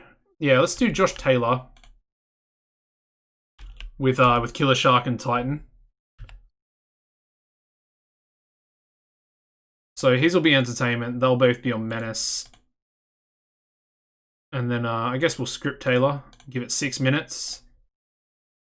And that can advance their storyline together. Okay, no, it works. It works. Perfect.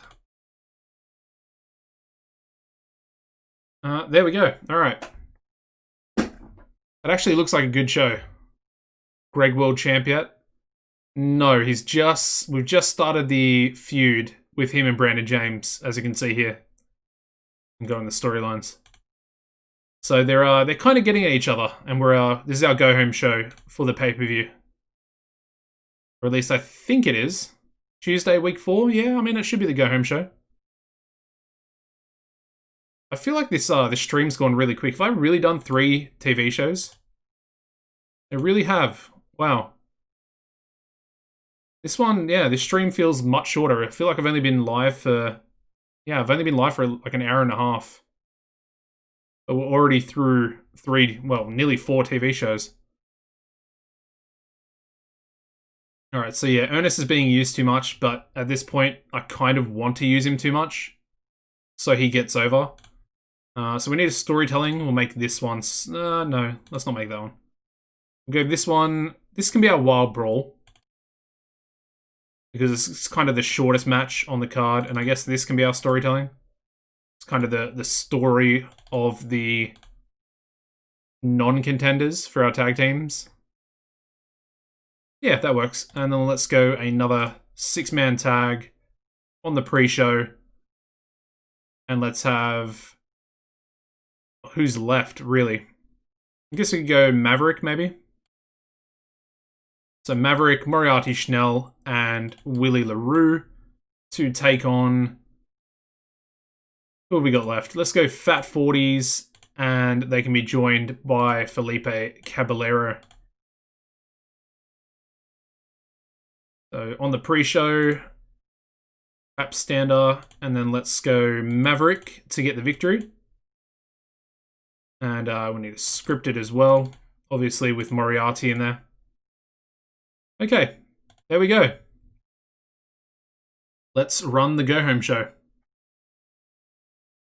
Alright, so we start off with a 52, where we have Maverick, Moriarty Schnell, and Willy Larue defeating Felipe Caballero and Fat 40s in 12-12 when Maverick pinned Felipe with a Tiger Claw DDT. And yeah, Moriarty Schnell was off his game. Was really off his game again. Really off. That's not good. Anyway, we did actually get over 12,000 people this time. So we're getting closer to filling out Clover Fields. Which is, you know, it's more money for us, so I'm happy about that. Alright, we then start the show off with a 41. And, yeah, it was an angle for Rich and Famous. But as you can see here, it did actually... Well, it was a poor way to start the show. And it took away from the crowd's initial enthusiasm. So, obviously we shouldn't have started with this angle. So, gotta learn from that mistake, and we won't do that one again. But yeah, I just want to raise these guys' popularity a bit. Because I do kind of see them as our best future heel tag team.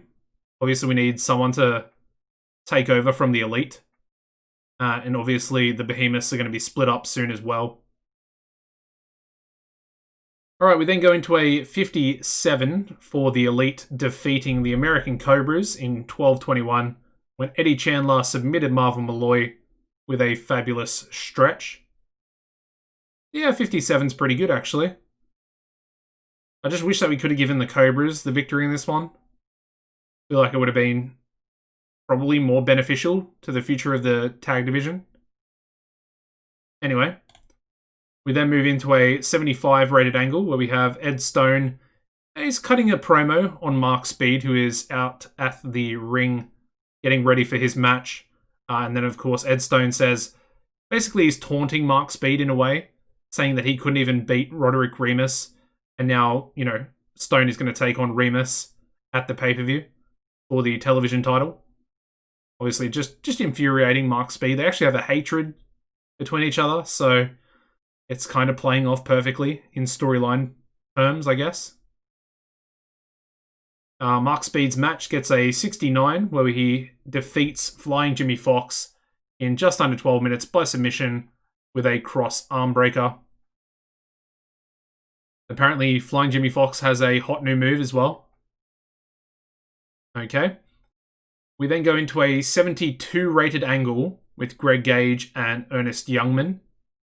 We do have Ernest. They might refuse to job to one another. That could be a problem, possibly. Yeah. Well, they're not versing each other at this pay-per-view, so I guess we don't really have to worry about it right now. But yeah. Ernest underperforming, but still a pretty good angle. Their match gets a 65. Okay. Weird that it got a penalty. Anyway. Okay, so we've got a lot of stuff going wrong with this match. Still got a 65, though. And we have Brennan James and Nikki Gilbert defeating Greg Gage and Ernest Youngman in 10:03 when Brandon James pinned Ernest Youngman with a big money move.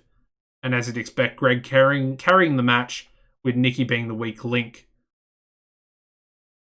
Yeah, so Brandon James was really off his game. Ernest Youngman seemed off his game. We then had a negative tag team chemistry between Brandon and Nikki. And then the match was also poorly placed. Having a wild brawl really needs a crowd who are buzzing and ready for action. Even though this is like the middle match in the card. Anyway, moving on to a 72 rated angle from Joshua Taylor and the Behemoths. Of course, they will be in action together. Their match does really well, getting an 82, where we have Joshua Taylor and the Behemoths defeating Aaron Andrews and the New Wave in 20.5 minutes when Killer Shark pinned Guide after using a foreign object, using the title belt, one half of his World Tag Team title belts, I guess. Well, I guess his belt. But yeah, Aaron Andrews head and shoulders above everybody else in the match, getting a 92 in-ring performance. Very nice. We then go into a 93 rated angle. Unfortunately, Mighty Mo struggled when going off script, so not great from Mo there, but still a 93 it's good enough. It's pretty good for what we want. And the main event, that's what I'm talking about. That is a good main event. We get a 90 rated tag team match here. And we have Sammy Back and Mighty Mo defeating Jay Cord and Wolf Hawkins in just under 20 minutes when Sammy Back submitted Wolf with a back on your back after blatantly cheating. I suppose that didn't really work. I think I needed Jay. Yeah, I needed Jay to miscommunicate with Wolf, which would have then cost him the match. And maybe having it tainted was the wrong booking. I'm thinking that might be what it was. Anyway, let's have a look in here. What were the penalties? So we got a penalty for the refereeing, which is interesting. Oh no, got a bonus. Sorry, I got a bonus from the refereeing. Okay, the only penalties were low experience and poor announcing. Okay, I'm actually pleasantly surprised. And I think a 90 is perfect. That's definitely our highest ever match rating in the series so far. Hopefully, Cord versus Hawkins can beat it. Check my product, as I might be allowed to do heel versus heel. And then the final angle here on the show, we have Jay Cord and Wolf Hawkins essentially fighting together with the miscommunication in the main event. And of course, that they end up brawling to finish off the show. And it's essentially going to lead us into the pay-per-view. Okay, so we get an 87 overall rating, which I think is tied highest with Total Mayhem. I think actually Total Mayhem got an 86, I think. Yeah. Either way, it does increase our popularity in all 18 regions again. And as you can see, we did slightly overuse Ernest Youngman, but I did do that on purpose because we are trying to push him up the card quite a bit. So yeah. SimClay, I will definitely check the product settings. But either way, even if like it's a negative, I think I'm still going to do it anyway. Even if it is heel versus heel. So we do get a 3.89, so it's back up quite a bit. I think we get an extra, 20,000 viewers there? Up to 2.92 million. That's not too bad. Supreme TV. I mean, they're really not doing too well. Only getting a 78. I feel like that's really bad, man. Who's Wade Orson as well?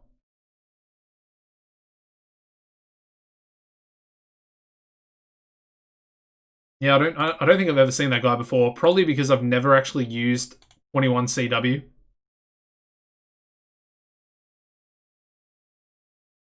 We could also bring in Killer Cass for our women's division. She's relatively over as well, as you can see. She's pretty good to an extent. Can't really call a match to save her life. But she's got, okay star quality. Good basics, good brawling. Yeah, interesting. I think we might sign her as well. Another US Pro women's dropout.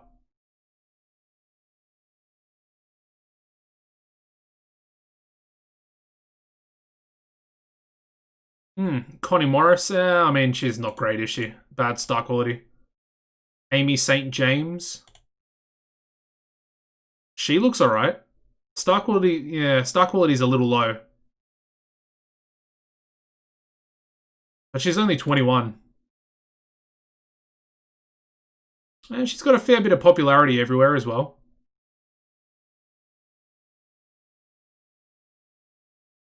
Interesting.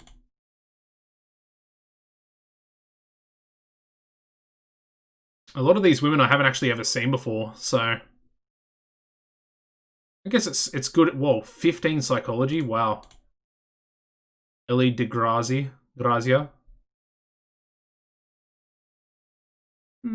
Again, she's not bad either.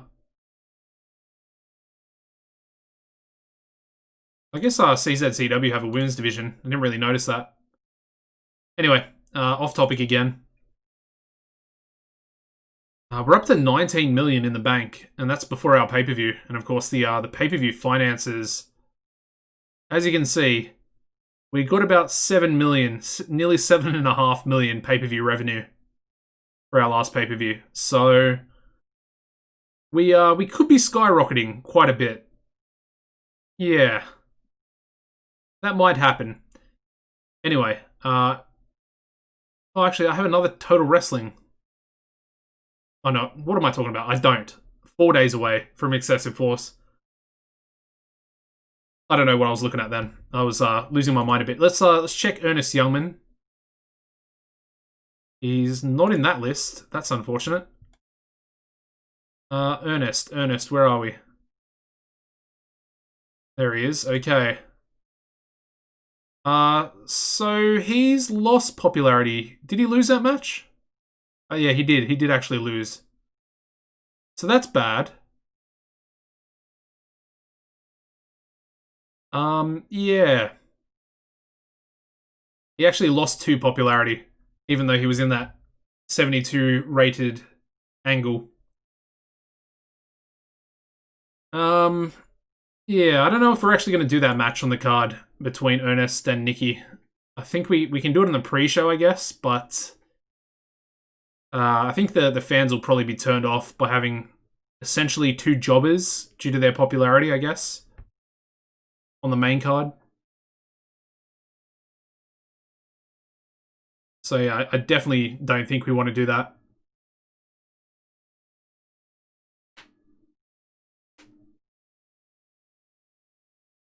I mean, Nelson Callum would actually be a pretty decent option if he hasn't been signed by anybody. I feel like Nelson Callum and Greg Gage would make a really good tag team. They look very, very similar in regards to their renders.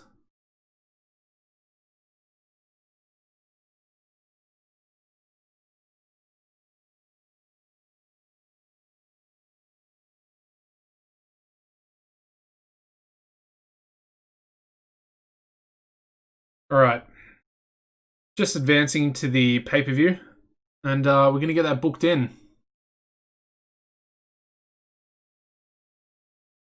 Like I said, I'm looking forward to the main event. Ooh, James Prudence. It was November in my game before Nelson Callum got signed. See, I would like to sign him. Ooh, PSW going in for Rogue. mean, they're signing Rogue. We could sign Callum. But we do also have James Prudence, who I kind of am a pretty big fan of. I know he's 40 years old now, but I feel like he'd be a pretty good addition. His popularity is really low, though. I don't know, maybe not. I do really like him, though. Could bring in Donny J as well, maybe. I mean, they've made an extension, so let's have a look how much they offered. 20,000. I mean, does 20,000 seem good enough to justify, or 22,000 bringing him in? Probably not for his age.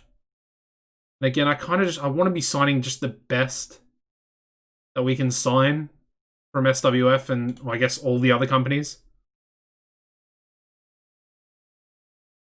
Yeah, maybe not. So Power Blast, I guess that's their B show. Stephen Parker would be like a perfect person to bring in. When does his contract run out? 5 months? Okay, that's not too far away. And what about Lenny? Oh, ages. Over a year. Anyone else? What about Ranger? Is Ranger any good? Did he develop? He did develop, okay. He's quite good. But also a year and 4 months until his contract runs out as well.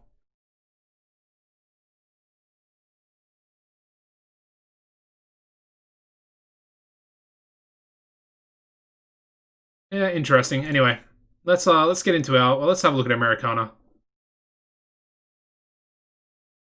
Is Americana? I think is that their pay-per-view? No. Or maybe it is.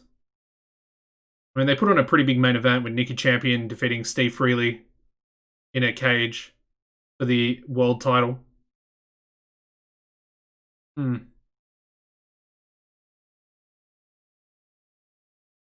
mean, Alicia Strong would probably be the woman you want. I might try and go all out if her contract does come up at some stage. Saturday, week 4. Okay, so it's definitely their pay-per-view. Alright, here we go. Excessive Force. It's definitely going to choose North America Prime Select. Get that $7 million pay-per-view dollars in the bank account. Did I not save that? Yes, there we go. Alright. I guess we'll try and do some more meddling between Ed and Mark. Try and get rid of their hatred. No effect. Okay. Ooh, we actually went up to 80 popularity in the US. Nice. That's very nice. I mean, I have to say, we're a bit of a success at the moment. I mean, the economy and wrestling industry are only still pretty low. So, I think we've kind of got good things to come. We're expecting nearly 46,000 fans as well. So yeah, again, we're going to go with the Dust Bowl. Alright, so I didn't actually check the product settings, did I? Can I check them now? Yes, I can. It is strictly enforced. I guess I could just change that to loosely enforced.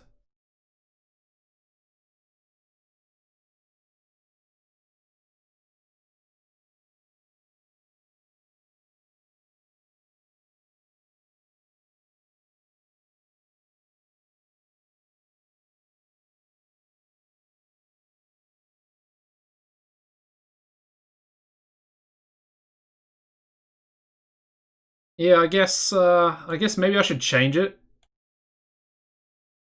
Well, I don't want to change the product base, but I guess when you do King of Kings, you're going to turn it off. Yeah.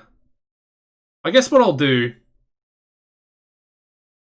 I guess I'll just do loosely enforced, because obviously I don't want to change it too much, but let's just do loosely enforced, so I still get like a little bit of a penalty, but it's not going to be...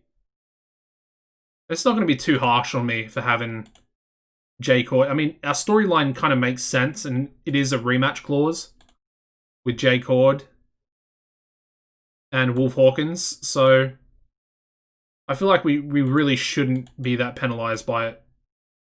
Oh, Wolf's popularity went down from 81, so it's good to see that it can actually move. It went down to 79. Hopefully,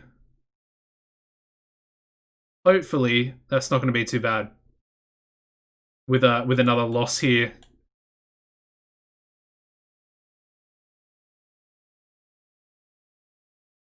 I think I'm just gonna. I don't know if I go 30. Do I go 30?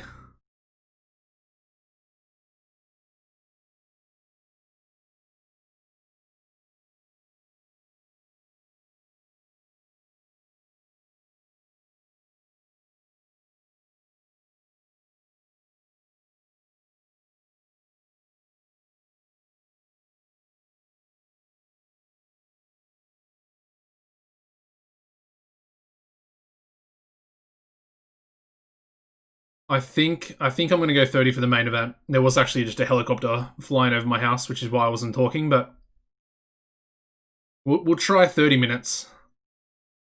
I'm a little bit nervous about it. I don't know the match lengths. But what I will do is we'll have a calm the crowd match, one match before, like you said, Sim Clay, and we'll just try. I'll try and gauge what's going to happen. Anyway, tag team title storyline, New Wave taking on the Behemoths for the World Tag Team titles. 20 minutes, tag titles on the line, and it is going to be an interesting title match, to say the least.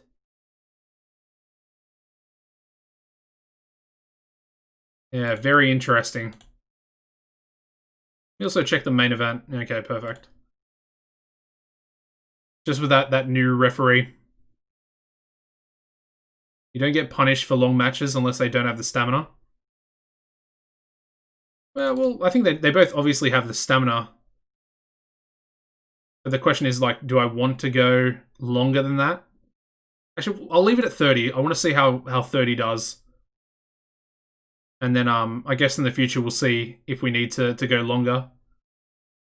Or if the match should be shorter, perhaps, maybe. I feel like a 20-minute match can get a 100. Another thing I might do, before we continue there, is our announcers. Do I want to... So let's put, what's his name, Ernie back on here. And that has low experience together. So what happens if I take Mac out and we put Mitch in there? Very low. But then that does give us Mitch in there, who is obviously a lot better than Lee Bambino. I think we want to do it this way. Let's go Mitch. Let's go with Lee. And let's save that. And then I guess we can do the same for our TV show as well. Let's have Mitch. Let's have Lee and Ernie. Okay. So it's still very low, which is what we've kind of had the whole time. Most experienced team per event. Okay, well, I'll change it back then. Are you sure? I mean, Mitch, the difference is 10 points between announcing the Mitch and Lee. But I guess if it's low, we might not get the penalty. Well, you would assume it would still be a penalty, but... what if I do... Oh no, it's still gonna probably be not great. Let me go. Show only. And Mac, yeah, still very low. Okay. We'll have Mitch, Jason, and Kyle. Jason's no longer around, and Kyle hasn't been announcing since the first week. So, yeah, it's kind of Mac and I guess Lee. So, yeah, I guess I'll leave it like that. We might change it afterwards. Or, like you said, just leave the TV, at least until they get the same experience together. Alright, I guess I'm going to have to change these as well. I guess no, I don't have to. Chuck on Ernie. And chuck on Ernie to this one as well. Alright, there we go. Alright, so our next match, let's go with Brandon James and Greg Gage. This helicopter's coming back as well. So we'll give that one 20. That's all fine. Obviously, Greg Gage going to pick up the victory. But I think we're gonna make it a bit stipulous, and what I mean by that is I don't even know if that's a word, but it's gonna be tainted. So Greg's gonna cheat to win, and essentially it's the only way that Greg can win this match, because whatever he does, he can't actually put Brandon James away. All right, next match we'll go Aaron Andrews and Joshua Taylor yet again. Give it 20, and obviously going to have AA Aaron Andrews picking up the win in this one as well. Nice decisive victory, making himself the #1 contender for the world title. Okay. What else have we got? We got Ed Stone, and I might actually make this the calm the crowd match, depending on what else we do, I guess. So it's going to be Ed Stone and Roderick Remus.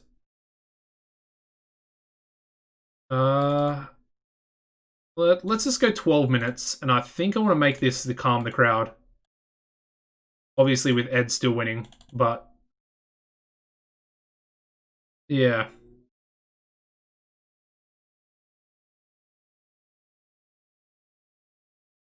Yeah, so I think that'll definitely be the calm the crowd match, and I'll put it just behind the main event. So calm the crowd, and then we'll have one angle, probably for Jay. Just a Jay Cord promo. Or maybe, no, maybe we'll have a Wolf Hawkins promo. And then I guess we can have Jay have a promo afterwards, celebrating or whatever. Just something for both of them. Because obviously we want an angle for Jay as well to try and improve his popularity even more. But we do need another match. Do we have anything else? I guess we had Mighty Mo and Troy Tornado. I might just make that like a 12-minute match though. Maybe even 10, and we'll make it our Wild Brawl. I think that works actually. Let's do 10 minutes. He's up to 73 popularity. How did that happen? What? What? In 1 month, he's gone from 66 up to 73. And I don't think he's been winning anything. That's an interesting one. Has he won anything recently? Yeah, he really hasn't won anything recently. I mean, I've only used him 2 times in like the last month. And I think that was on the pre-show, I think. The Total Mayhem. Yeah, obviously these matches, but he was still the loser, so it's just interesting that he's gained 7 points of popularity from losing in 2 matches. I don't. He was involved in one angle, I think, the beatdown angle with Josh Taylor as well. Either way, it's I'm definitely not complaining. That's a really good thing. I was just surprised, a bit taken back by it. So yeah, open, obviously called Decisive and Wild Brawl. Did I do 12? Okay, yeah, 10. Yeah, there we go. Perfect. So that'll have to go down a bit. Put it before that match. And I think that looks good. So let's do some angles, because we only have, what, 26 minutes left? So let's have our Wolf Hawkins, Entertainment, Unscripted. We'll give it 6. Probably should give it 8, but I want to make sure everybody has an angle that needs to. And I do want to give J-Cord a nice 8-minute angle as well. So Jay's going to have a nice celebratory angle after his match.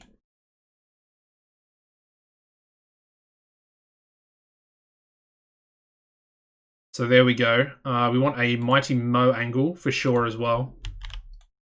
Purely for the fact that Mo's been really good recently. Yeah, I just noticed we don't have anything for Sammy back. I guess Sammy doesn't need to be used for this pay-per-view. Because we actually don't have any time left.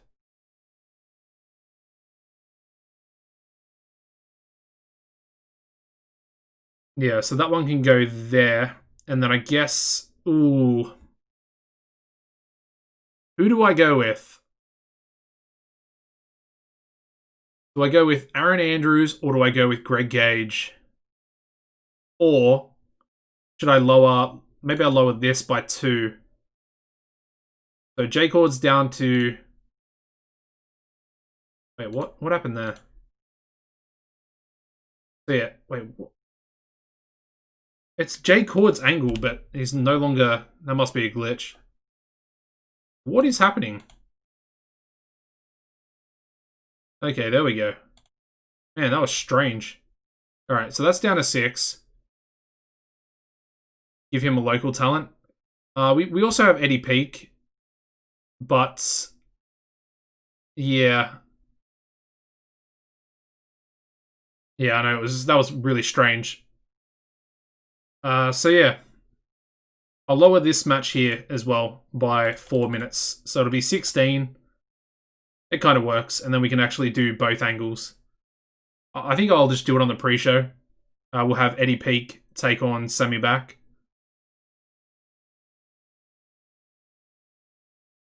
I could swap it out for that match.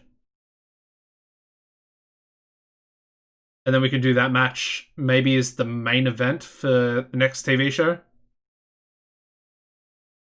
I don't know. I'll let me do these angles and then I guess I'll make a decision on what I want to do. So there's Aaron Andrews. And then we need an angle for Greg as well. Let's chuck Brennan in there. We may as well. Not scripted. Yep. Okay, it's fine. And I guess that can advance their storyline.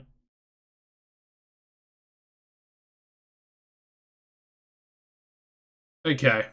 So there's our 150 minutes. What do we got? Oxford badly overloaded. So Bryant. Brent Hill, that's fine. This match can be anyone. Already Bryant. And I guess this angle can be Bryant as well, perhaps.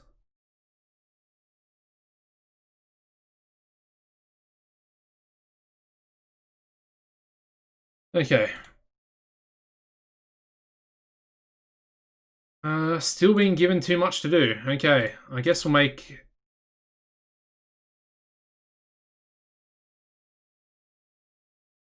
I suppose this match can be done by Bryant as well.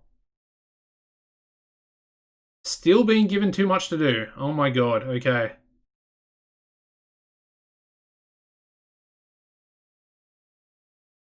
There we go. Fine. Finally. Mo is more important on pay-per-view. Yeah, that's a good point. Want him to get some popularity in Mexico as well. Yeah, I guess I'll just put him on the pre-show. So first of all, let's go with Eddie Peak and Sammy. I mean, it's an interesting match either way. Let's actually give it 20 minutes. You know, what it deserves. Yeah, I guess Parker can be the referee. And Sammy's going to pick up his victory.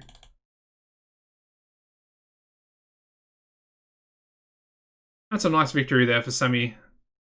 Next match. Let's go a tag match.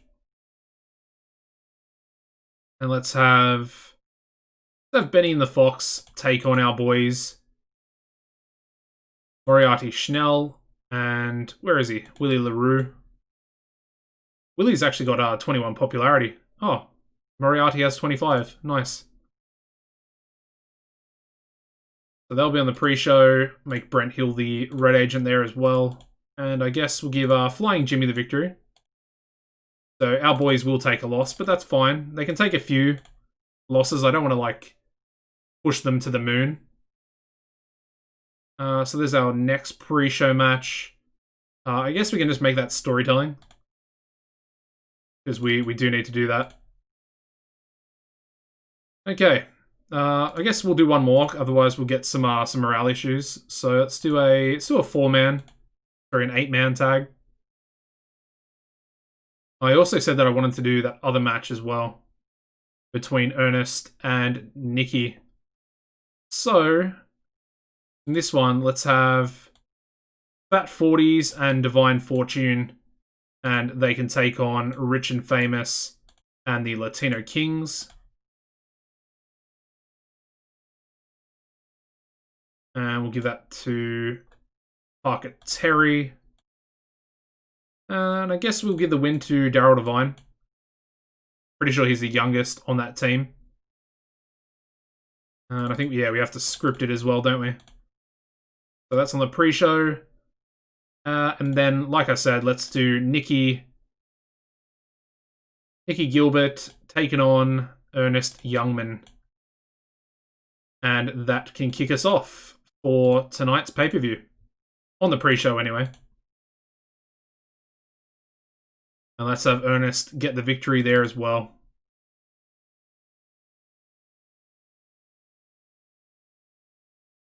Oh. We have too much time on our pre-show, but that's fine. I do want to keep that 20-minute match, so we'll just make all these 10 minutes long. Easily fixable. There we go, perfect. That looks like a good pay-per-view. I'm just saying. And I'm really hoping this 30-minute main event, even though it is heel versus heel, I'm hoping it's going to do pretty well. Alright, so we start off Excessive Force with our pre-show, and we get a 64. That's a really, really good match, considering both of these guys. I think Ernest has 34 popularity, and I think Nikki had, like, maybe 20? Something like that.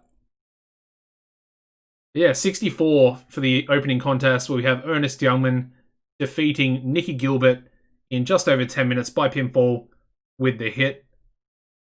Yeah, good match. Nikki's getting better at his gimmick as well. And we're going to try and push these guys up into the mid-card sort of as soon as possible, because I think they'll really, really strengthen that mid-card level. We then go into a 55 for our 8-man tag, where we have Fat 40s and Divine Fortune defeating Rich and Famous and the Latino Kings in 10-21 when Daryl Divine pinned Jake Idol with a Divine Dream drop.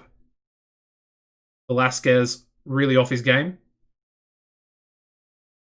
We then go into a 52 where we have Benny and the Fox defeating our boys Moriarty Schnell and Willy Larue in just under 10 minutes when Flying Jimmy Fox pinned Willy with a Flying Fox. And yeah, this time, Willy Larue seemed off his game as well. Usually it's Moriarty, but this time, it was Willy. And then our pre-show main event, probably should have put that on the main card. Probably, getting a 78. It's a really good match. I knew it would be good, but unfortunately we had no room for it. We had no time left. Essentially because of the main event being 30 minutes long. But we do have Sammy back defeating Eddie Peak in 2015 by submission with a back on your back. Yeah, really good match. Good to see Eddie Peak back after his concussion as well. Alright, so we then start the show off with a 100 rated angle with Aaron Andrews, and he was superb working without a script. And he had the crowd in the palm of his hands. And yeah, essentially cutting a promo on how he wants to become the world champion once again. And he feels that, he was kind of robbed a little bit by Wolf Hawkins in the first place. And we have actual Cartoon, who's now following. Thank you for the follow, man. Appreciate it. And yeah, he's of course moving into his match, the number 1 contenders match. Getting a 78, which I think is kind of the minimum I want to be getting. And we have Erin Andrews defeating Joshua Taylor in 2011 by pinfall with a flying body press. And a 93. I think that's the highest in-ring performance I've seen. We've had a lot of 92s, but that might be the first 93 that I've seen. And Joshua Taylor's defeated, and Erin Andrews becomes the number 1 contender for the World Heavyweight title. Yeah, really good match. I'm happy with that. Of course, Taylor in time decline, so his performance was pretty bad. We then go into a 78 rated angle where we have Greg Gage cutting a promo onto Brandon James, who he will be taking on up next. But unfortunately, Greg struggled going off script with his promo. A little bit unfortunate, but I guess, it can happen.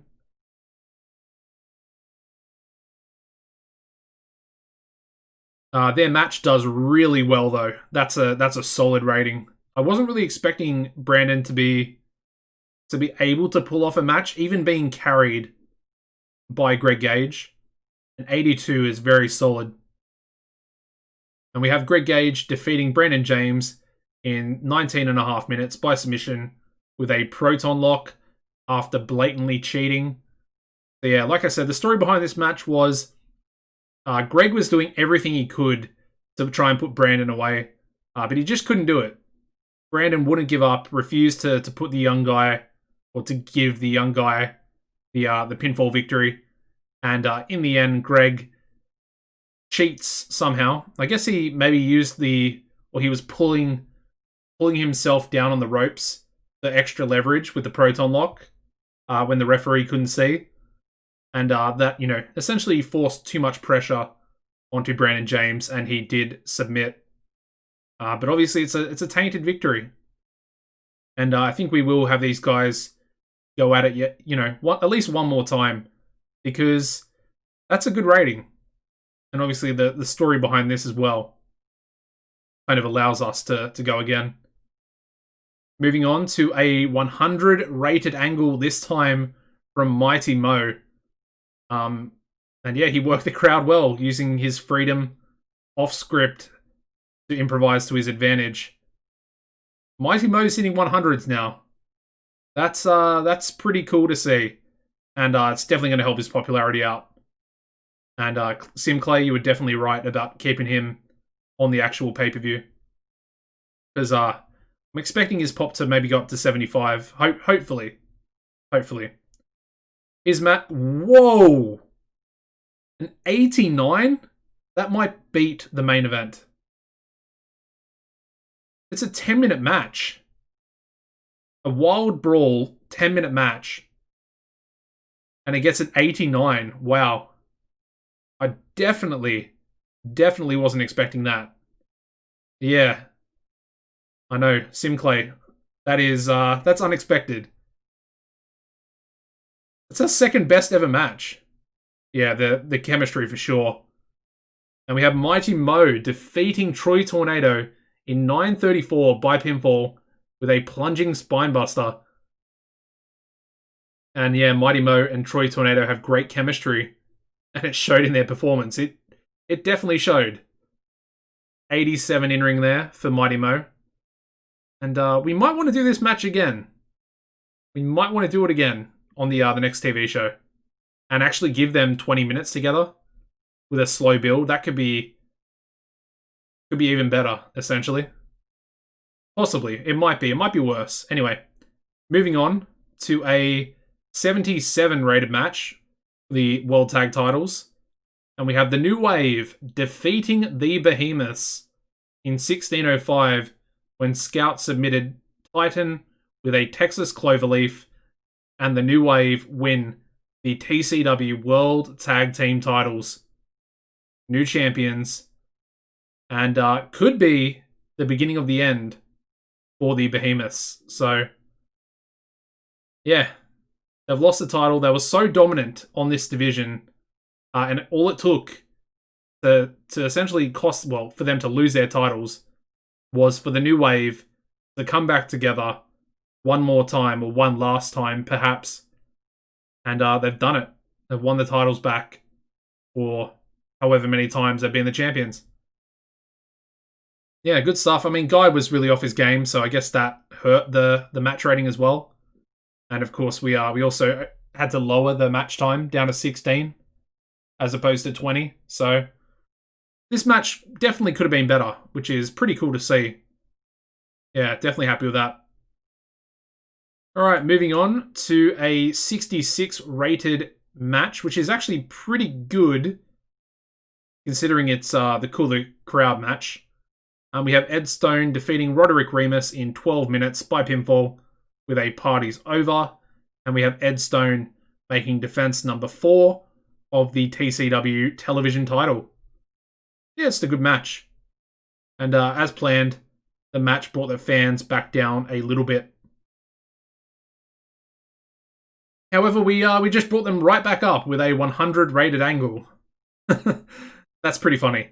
Once again, Wolf Hawkins this time doing a masterful job of improvising. So, he's essentially cutting his promo just prior to his match, saying that, he has to win back the world title that he essentially never lost. He never took a pinfall in the Total Mayhem match. And of course, Mighty Mo did essentially lose him the title, if you want to go by those words that he's saying. And the main event, 30 minutes, doesn't do too well. 81. I had a feeling it was gonna. I thought it would be okay, which is 81's fine. I think we'll be okay for the minimum expected 84 quality that we're supposed to get. But I was kind of just hoping that it might do a little bit better than, just okay. So we do have J Cord defeating Wolf Hawkins in 29-35 by pinfall with a cradle pile driver. And we have J Cord making defense number 1 of his TCW World Heavyweight title. This is a weird one because, as you can see, we got an 81 for the match rating. However, both these guys got a 91 in-ring performance. So obviously that kind of leads me to believe that this match should have easily been over a 90. Now, obviously, we got penalized, the announcing penalty, but we also got a penalty for having the odd face heel combination. And again, just the low experience for the announcing and the poor announcing as well, which I'm hoping at least this bottom one, the poor announcing, might be sorted out by having Mitch Nace in the commentary booth from now on. I'm hoping that's going to sort that one out. Obviously, the low experience is still going to kind of be there. But, if we can get rid of at least one of these, then our match ratings might be a lot higher. At least that's kind of what I'm hoping for. Anyway, we got one final angle, and of course, it is with J Cord. And as you'd expect, it's also a 100 rated angle. And yeah, J Cord's essentially just celebrating, saying that, he just beat the world champion fair and square. It was a decisive victory. Obviously, Wolf Hawkins can no longer say that, he didn't lose his title in that Total Mayhem match, as J Cord has now proved to the world that he is, I guess, undisputed as the world champion. Overall, we just got it. 85 for the overall show rating. Very close. 1 point above the minimum quality that we are expected to get. Whew, okay. We're fine. We're fine. Everything's fine. But it did increase our popularity in 24 regions, so that's obviously the US, Canada, and then of course Mexico as well. So those 3 regions, and of course the Mexico region being increased is going to lead us towards that Mexican television deal as well, which is really nice. As far as praising people, I think we have to praise Mighty Mo and Troy Tornado.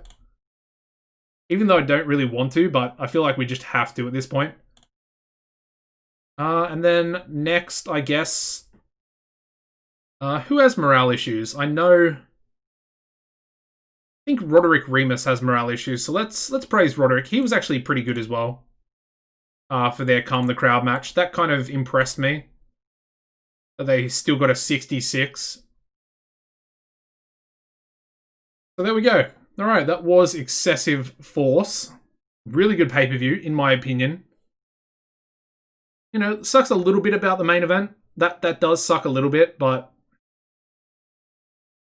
at the same time, you know, it is heel versus heel, and I'm expecting, or I want to expect, that Erin Andrews and Jay Cord are going to essentially, hopefully, put on a much better match. Alright, so we've got an incident here with Eddie Peak. He's been identified as someone who abuses painkillers by the TCW drug testing policy. As the drug testing is done in-house, the press have not gotten hold of the story, so there is currently no potential for damage to company prestige. As his employer, you now have to choose. Do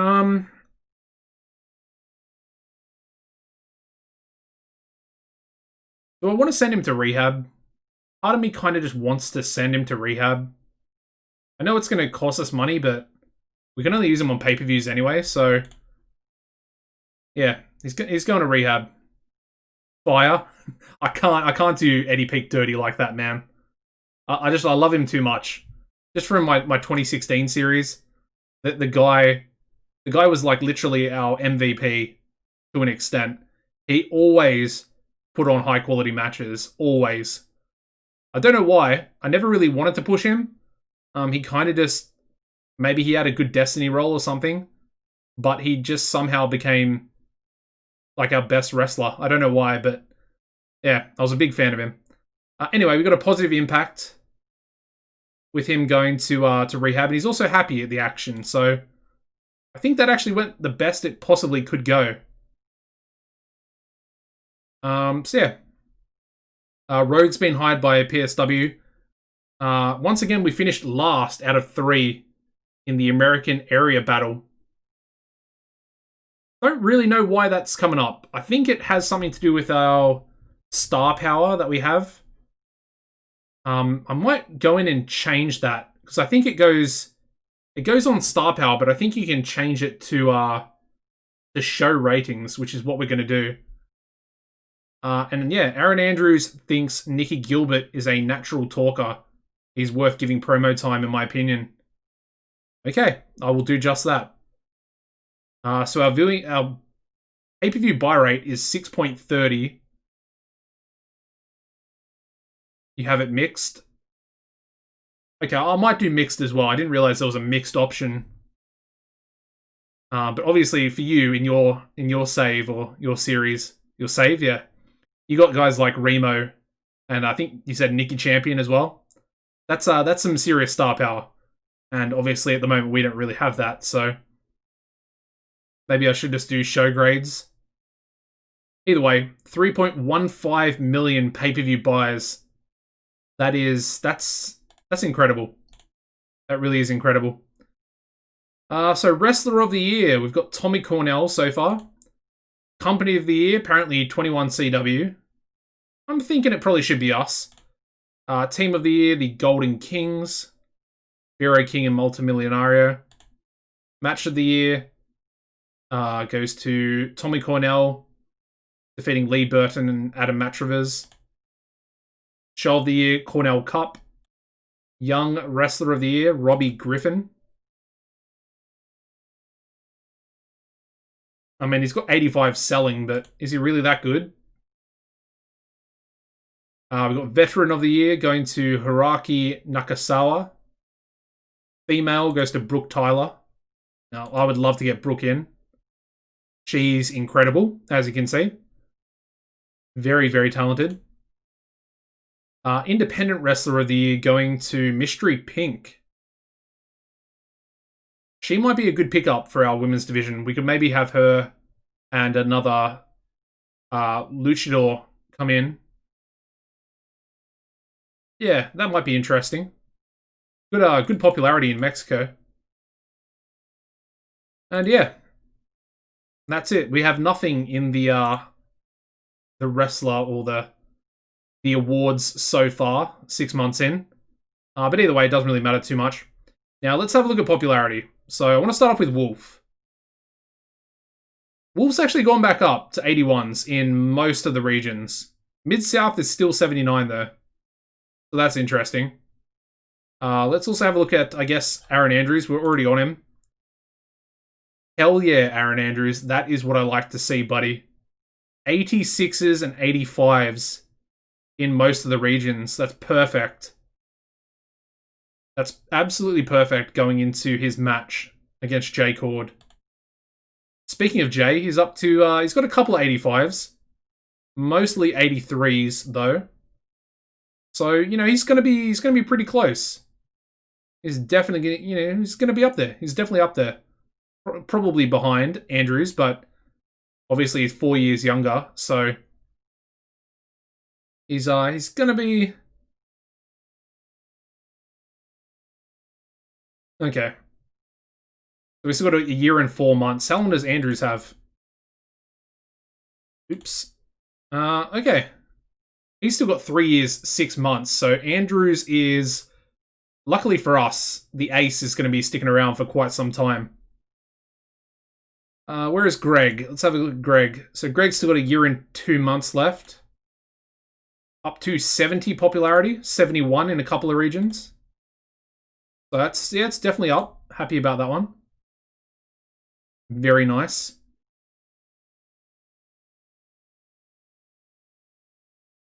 Wolf and Andrews have 3 and 4 years fixed. Oh, nice.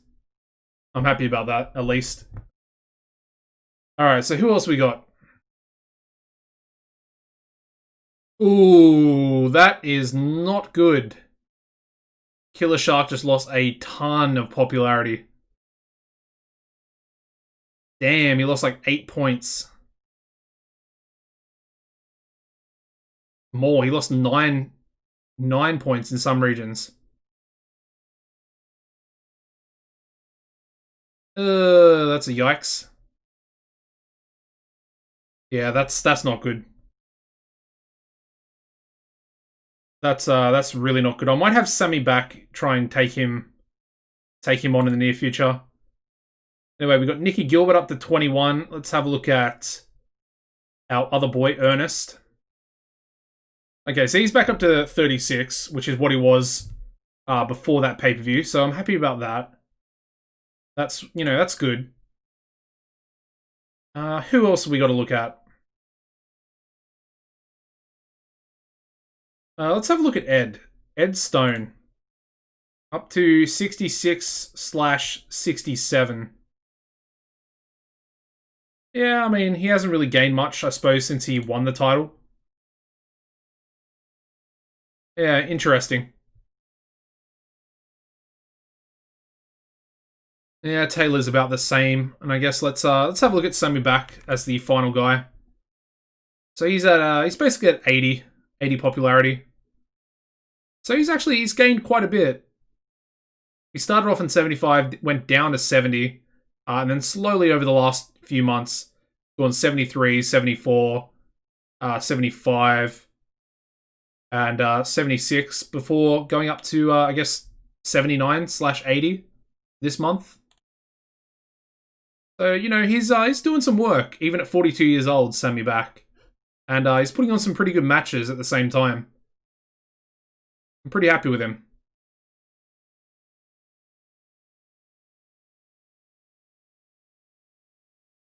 And then, of course, we've got Troy here, who for some reason is just doing incredibly well. despite not really doing anything. And gained, what, 7 points of popularity from essentially 2 matches against Aaron Andrews. Okay, well, I think that's... let's have a look here. We made just under $4.2 million for June. That's like 500,000 higher than the month of May. Alright, so before I forget, let's do a few things. Let's go to preferences.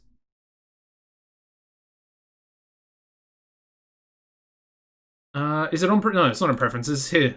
So, area battle. I kind of want to do on best show. But I guess we'll do combined, because then it takes more things into effect. Which I suppose is, it's better to have multiple things instead of just having one focus. But if it is just on shows, then I think we would be able to beat them pretty easily. But at the moment, we obviously... We lack star power, which is pretty evident. Although, with Jay and Erin getting up there, we might be looking a little better. I think we can actually... Let's have a look. What do we got? So we're at 80 in regards to our area battle. Which is pretty close to SWF, which is 83. But as you can see, most of our guys are a little bit lower than their top guys. Good to see Mighty Mo in at number 5. I'm happy about that. Emma Chase. Why is Emma Chase at an 80? Is she their announcer? I'm pretty sure she's their announcer. SWF. Roster.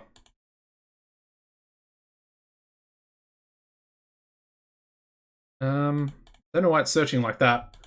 So Emma.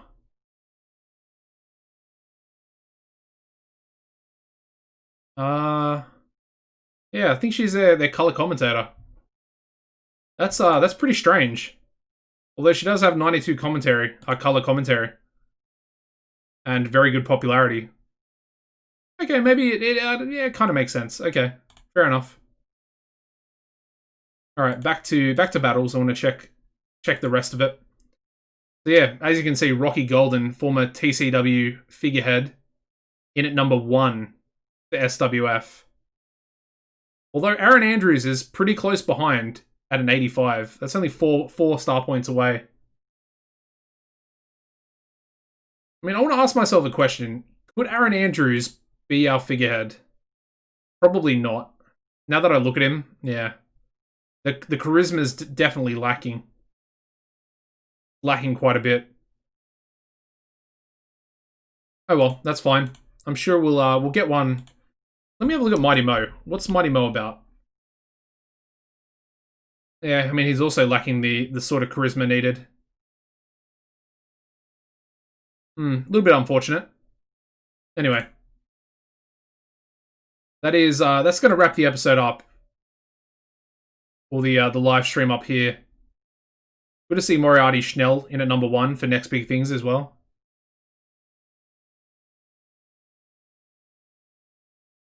We've got Ernest, Hot Prospect number 1, Moriarty number 2. Willy's down at number 5. He's number 4 for Next Big Things. The best talkers, I mean, we kind of expect all these guys, except for maybe Eddie Peak, to get at 100 when they're unscripted and successful. Yeah, I mean, everything there is pretty self-explanatory.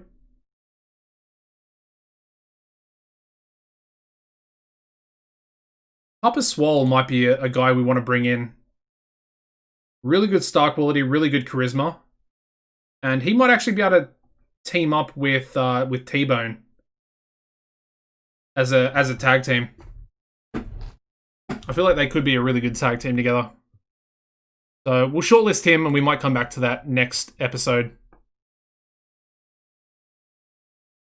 Froshaw. Yeah.